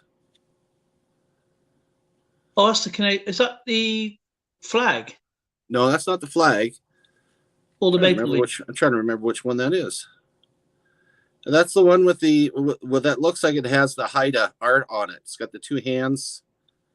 It's the commemorative. Oh, yeah. It's got a beaver, a turtle, and what looks like a duck or a goose on there. But it's Haida art. It's really, really nice. Yeah, it's a beautiful coin, that is. So that's for James D. So send me your address, guys, and that'll get out in the morning tomorrow. There we go. Now we can sit back. If anybody wants to pop up for a few minutes, they're more than welcome to do that. This is that time where we can actually kind of relax a little bit. Oh man, thank you for having me up, sir. I love it. You know I do. Hey, you're just wonderful with this. No, teamwork with everybody. Everybody makes it easy. Especially handy when your camera's not working.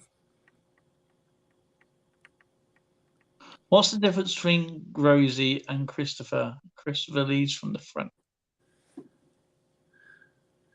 What's the difference between Rosie and Christopher? Christopher leads from the front.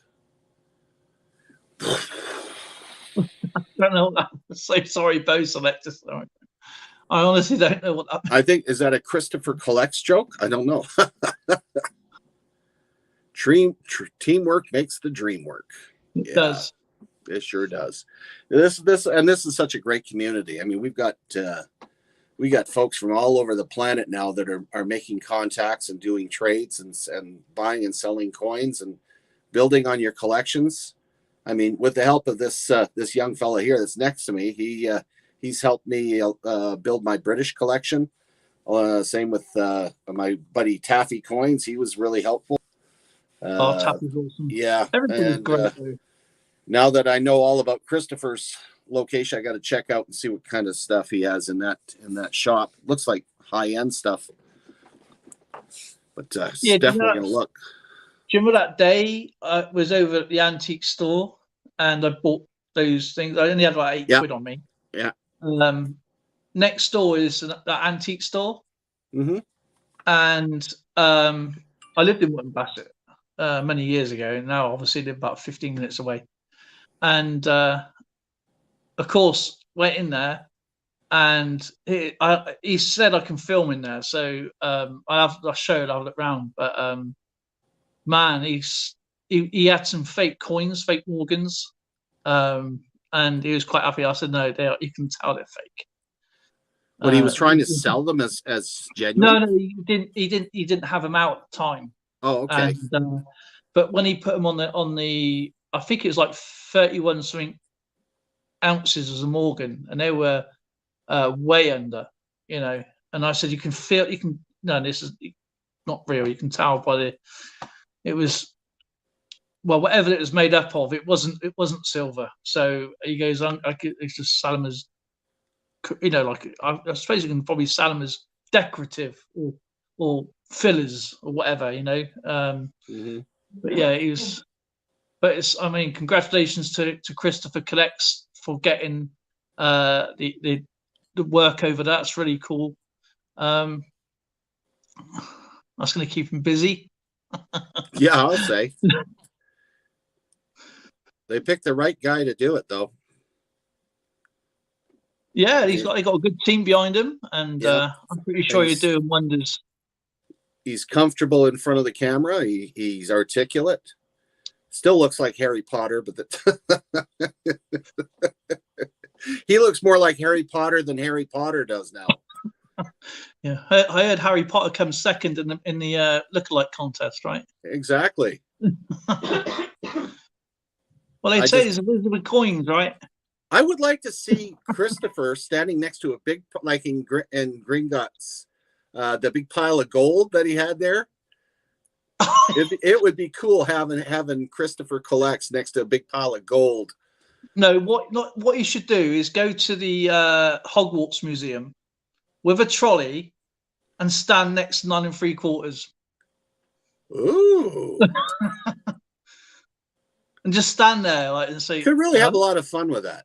Yeah, I bet you could. I bet you. I wish I was closer, but you know, it takes me 2 days to get to England. Not if you jump really high. Oh, Christopher says he had photos next to the giant Hagrid in London. Oh, okay. That's cool. I see Christopher Collects with Laughter running around Kew Gardens. That's pretty cool. Oh, I saw that. But yeah, nice. But no, it's a great community, man. It really is. I love it. I mean, I don't know how he's going to find time bashing out his videos every day. Oh, he'll find time. I mean, you see me, I upload so much on a day, and I just let it run through and then upload a load more. And yeah, Nick says, I hate using a phone to watch YouTube. Yeah, but you know what? It's very hard to watch YouTube and communicate without the phone. Yeah, it is. Especially Mr. Numismaniac here when he gets you know what? I am lousy with technology. I thought I'd be good, but thing is, I got into computers during Unix and DOS days. And then I get all these bloody iPhones and things and trying to make it work. And I would like it just so be like Darren. Darren seems to have, you know, he's got the Star Trek thing going with everything set up properly. Yeah. That's what you put the land of space shuttle at some point. Yeah, like, wow, I love that stuff. You know, I had that set up when I was do you know what a sysop is? I'm going to show my age here. Do you know what a sysop is? Pre-internet. There are guys that run what they called BBSs, bulletin boards. And there was no internet. It was run over your phone, and you had a modem. And you had that wonderful sound when the modem turns on, right? And you would connect to a bulletin board, and you had the sysop was the operator of the bulletin board. And I had a Wildcat bulletin board. It was called Gallifrey. where you had games you could play, and you can leave messages and stuff. Basically, it's your own mini internet, but they had a dedicated phone number to get you. Oh, okay. It was So like pre-internet. You couldn't talk to people around the world, but you could talk to locals. I used to run a BBS. It's probably a different system over here. I mean, it was fun. I loved it. It was like I left doing ham radio to do BBSs, and then all of a sudden the internet came along and it destroyed us. Like, okay, what do you need a bulletin board when you had Facebook and all this other stuff and YouTube? I think Christopher Collects has spelt wicked wrong. He should no rest for the wizard, not the wicked.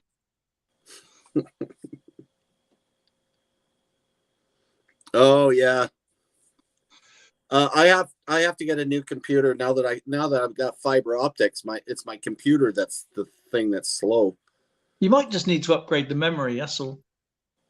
That's what my wife keeps telling me about me. Is I got to upgrade my memory. That's what I said, honey, I can share some RAM with you if you want. Hello. Hello. Hello. They can see your shorts and your Hello, socks. Zoe.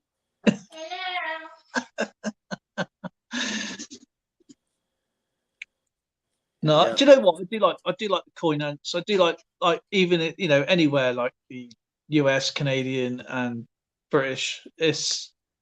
I find that fascinating when people find great stuff. I can't watch. I've tried to watch the US coin hunts and the coin rolls, because they'll look for the copper or the silver on the edges. It's almost on the rolls. But the ones I enjoy most, I hate to say it's Christopher Collects, when he opens up those stupid bags, but he holds them in such a way where he actually sorts them. It's like ASMR. I'm like, oh yeah, I just need some really nice music here. This is cool. Let's see what he finds. I don't care if he's finding. You're not going to find silver, but you find some really cool collectibles. Yeah. Those are relaxing. Silver, I not do the same. Well, I haven't done a coin hunt in like a while now, and I've done some funny spoofs. I don't know if you've seen them. Where it's funny. You've done right goofy ones. I thought, right, I'm going to do a coin hunt now. There we go, and I could put out coin packs and Morgans and all sorts of stuff. I said Morgans, not organs, and it's just like, I don't know, whatever I can grab. You've missed your choice in life here, because that stop motion you did was very cool. Oh, was it? I mean, I just do it like, I just do it like this, and there's no thought behind it. It's just, if it works, it works. If it don't, it don't. I don't watch the videos back either. So whatever you get is what you see. There's no like rehearsal. I write out what I need to write out, like in a storyboard, like I do tonight, and then off it goes. And if I've got something around the wrong way, I probably have, then there's nothing I can do about it. That was brilliant what you did tonight. That was really awesome, and I do appreciate it a lot. Oh, I love it, mate. I tell you, this takes me back when I used to do me and Stacks, right, just for a bit of fun. We used to have a little bit of a show, and we would he'd do it one week, I'll do it next week, he'd do it one week, I'll do it next week. And had the similar sort of same theme going on, and we'd have like a little game, like, which is, in this month, how high or how low do you think silver's going to be?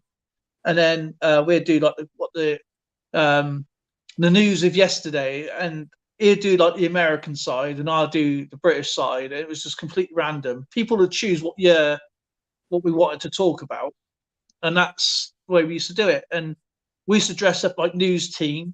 I was going to get a green screen to do a news, not like a news thing. He had one, yeah, and it was funny. But yeah, it's like, That's why I did it like this. This is not like used to look like. This is like new. This is what I've done today. So Oh, it looks very nice.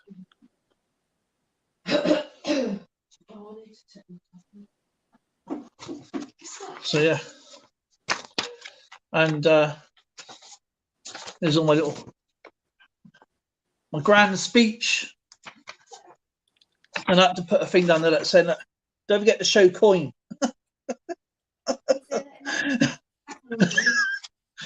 Because I don't bloody forget. You know what my brain's like, it's broken.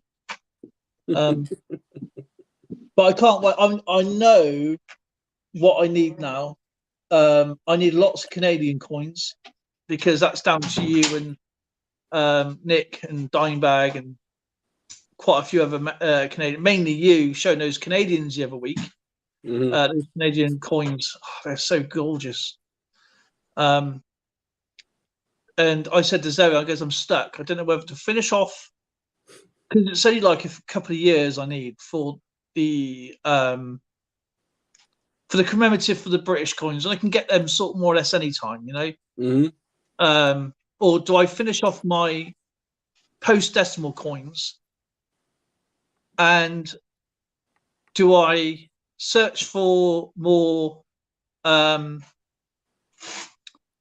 Wheaties and stuff like that, or do I now Numismatics got me into Canadian coins? Yes, so I have. I'm stuck. And I found my Jettons coins that I showed you earlier yesterday, on Monday, and I thought, oh yeah, Jetton coins. Should I get some? No, I'm stuck. I have no idea what to do thanks to you, so I'm stuck. Heath Dottie's Adventures.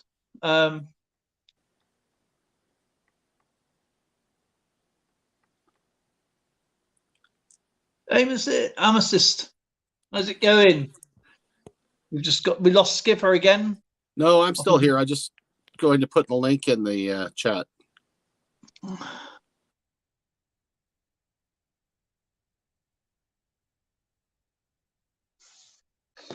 But yeah, I can't wait for people to grow their channel, man. It's so much fun. It's a few people. I mean, you need to grow your channel. And do you know how you're doing on hours right now? You must be at the hours. I know you still hear me. Hours.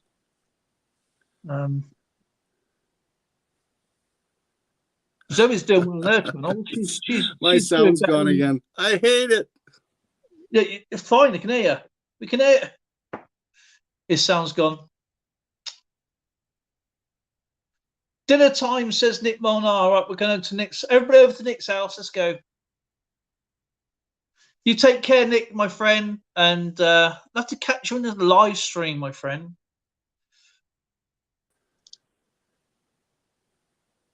We heard you, Skip. There. Now I'm back. Trying to get the link in there is almost impossible. Oh, I've lost your sound. I'm joking.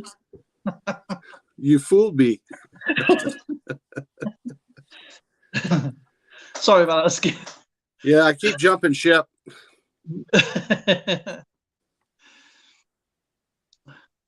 Yeah, anybody else wants to come up and chit chat with us? We got a few minutes. Yeah, so come on up. Got the link in the chat.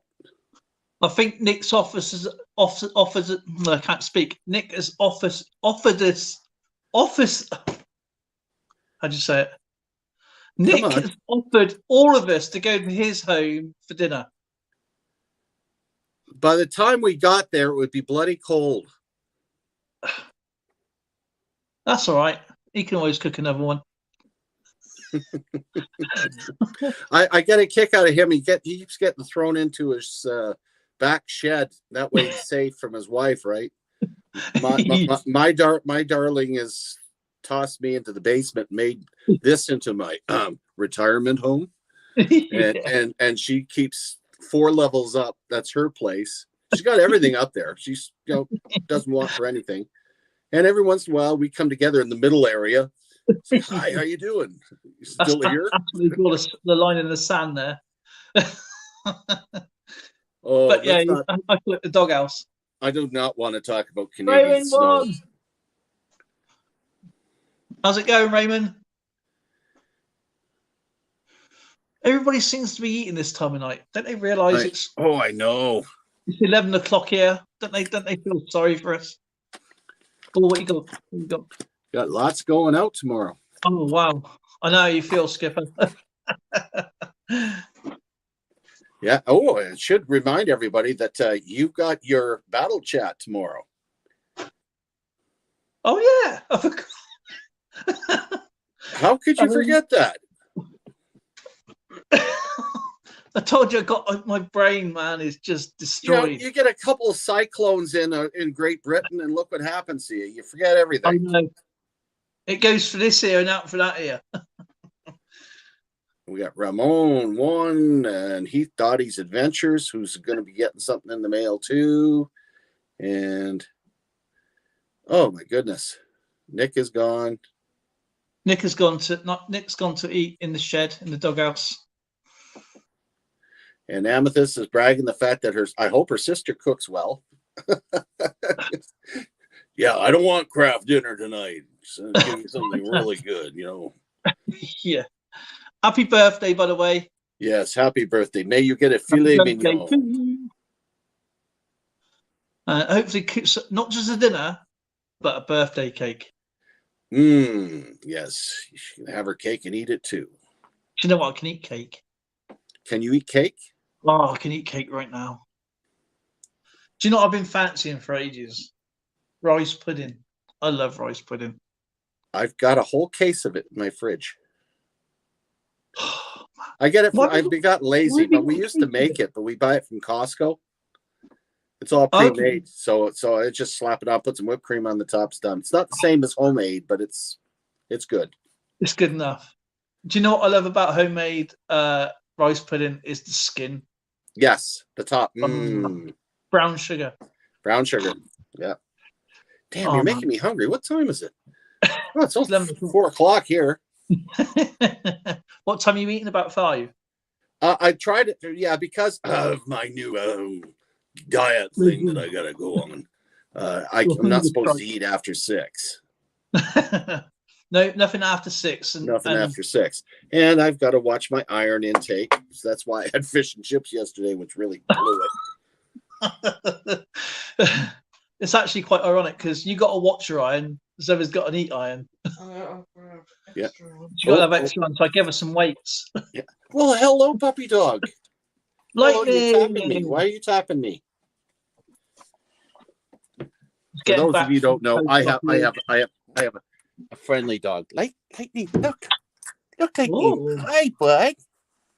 Look at all the people there. Yes, yeah, you're my boy. Yeah. I think you've been fed. How is he? How's he doing? Oh, he's doing fine. Are you kidding? Now that moving around a little bit more and he's getting some exercise. Oh, right. Is the snow still bad there? It's bad enough. It snowed all day today. I suppose what's bad is when you get the melt, it turns to ice, and you get the snow on top, and it becomes really slippery. Oh, I hate that when it's slushy and you step on something, just go up, like doing like Torval and Dean down that road. My favourite pie in the whole world is Millionaire's Pie. I'll tell you what is really good, and this is not going to be, is Billionaire's Pie. It is nice.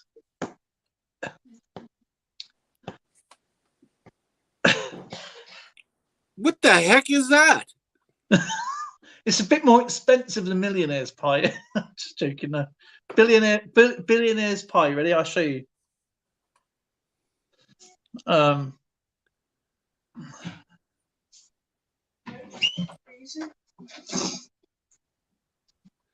like egg and bacon pie. Egg and bacon pie. Do you ever have in Canada or anywhere wherever you are is like puff pastry? Yeah. And you have bacon and cheese wrapped over. Yeah. Mm-hmm. Yeah, we've I had love that. them. Bacon and cheese puffs. Oh man, I can eat them. I love them cold. Right, billionaire's pie.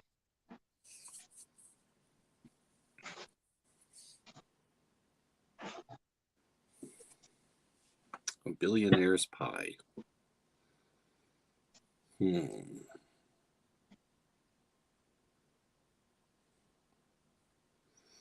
I don't know. That's quiche is like men don't eat quiche, but we do call it egg and bacon pie. Egg and bacon pie.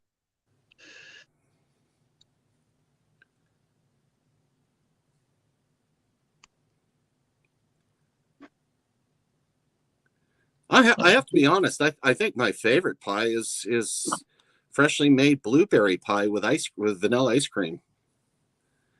LAP Coins, welcome aboard. That's billionaire's pie. It almost looks like a pecan pie. Well, that's what's that thin layer? Is that custard?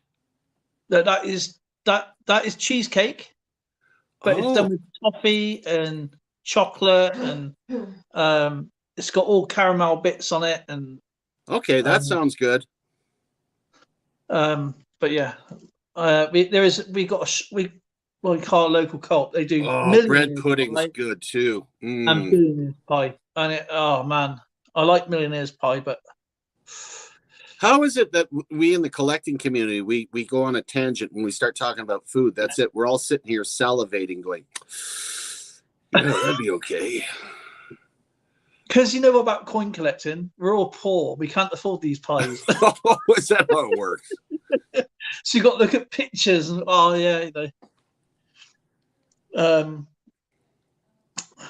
yeah, man, so good. And treacle sponge and custard. Oh, I love my treacle sponge. Treacle's good. Treacle sponge, soft, fluffy sponge with hot custard. I'll tell you what, actually, we were talking about school dinners, school desserts a few days ago, and no, I didn't really like my school dinners. Zoe loved hers, but ours was like, crap on a plate, basically. And there was this beautiful pudding that they did, and they did it once a month, and it was chocolate fudge cake. And you can tell it wasn't made by the school because you can eat it, and it had this thick chocolate fudge melt on the top, and then it had this chocolate custard. Mm-hmm. Oh mate, it was so good. And you ate it slowly because there was no seconds. It's like but anything else was just our gravy came in slabs. That's how bad our we used to have custard and chips because our gravy, as I said, it come in slabs. And when you heard this noise like that, they was taking the gravy off the plate out there. They used to hook it out with a trowel from the builders. So, you're sure you weren't in the old Royal Navy? I think the chefs are from the old Royal Navy.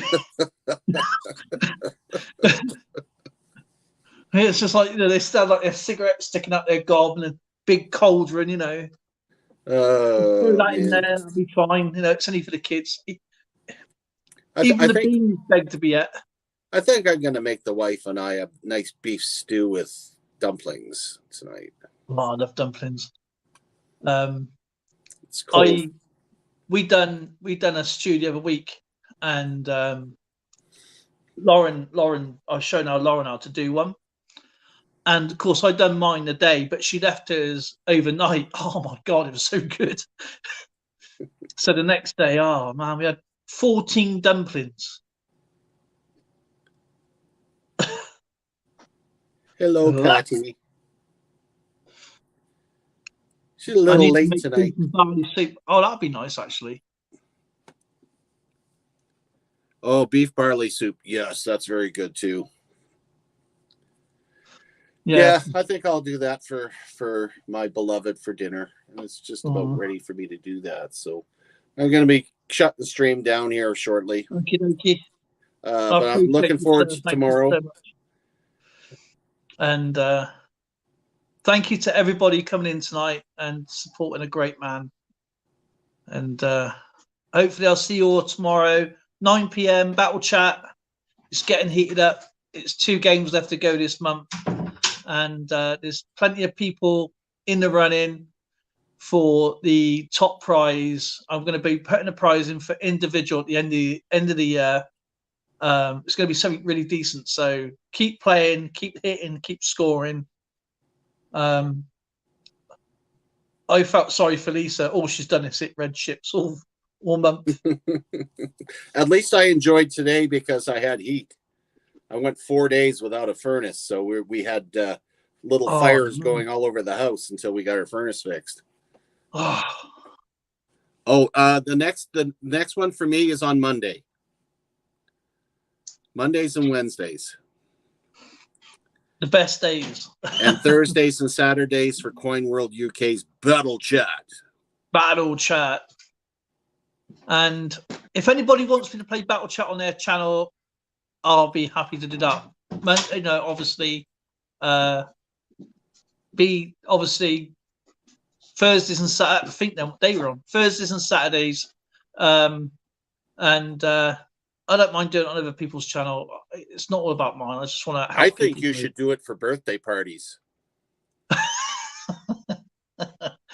And it's someone's birthday in the stream tonight. So, good night, everybody. Good night, my friend Dale. Everyone. Thank you, Captain. Feel free to go visit. Check out Christopher Collects, of course, a great one. There's lots of other ones out there. Just have to take a look. I normally would do a raid, but tonight I'm going to go make my wife some dinner. Yeah, so absolutely. Have a good one, and thank you for coming out.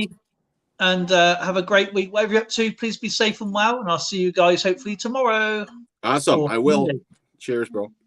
You take care, buddy.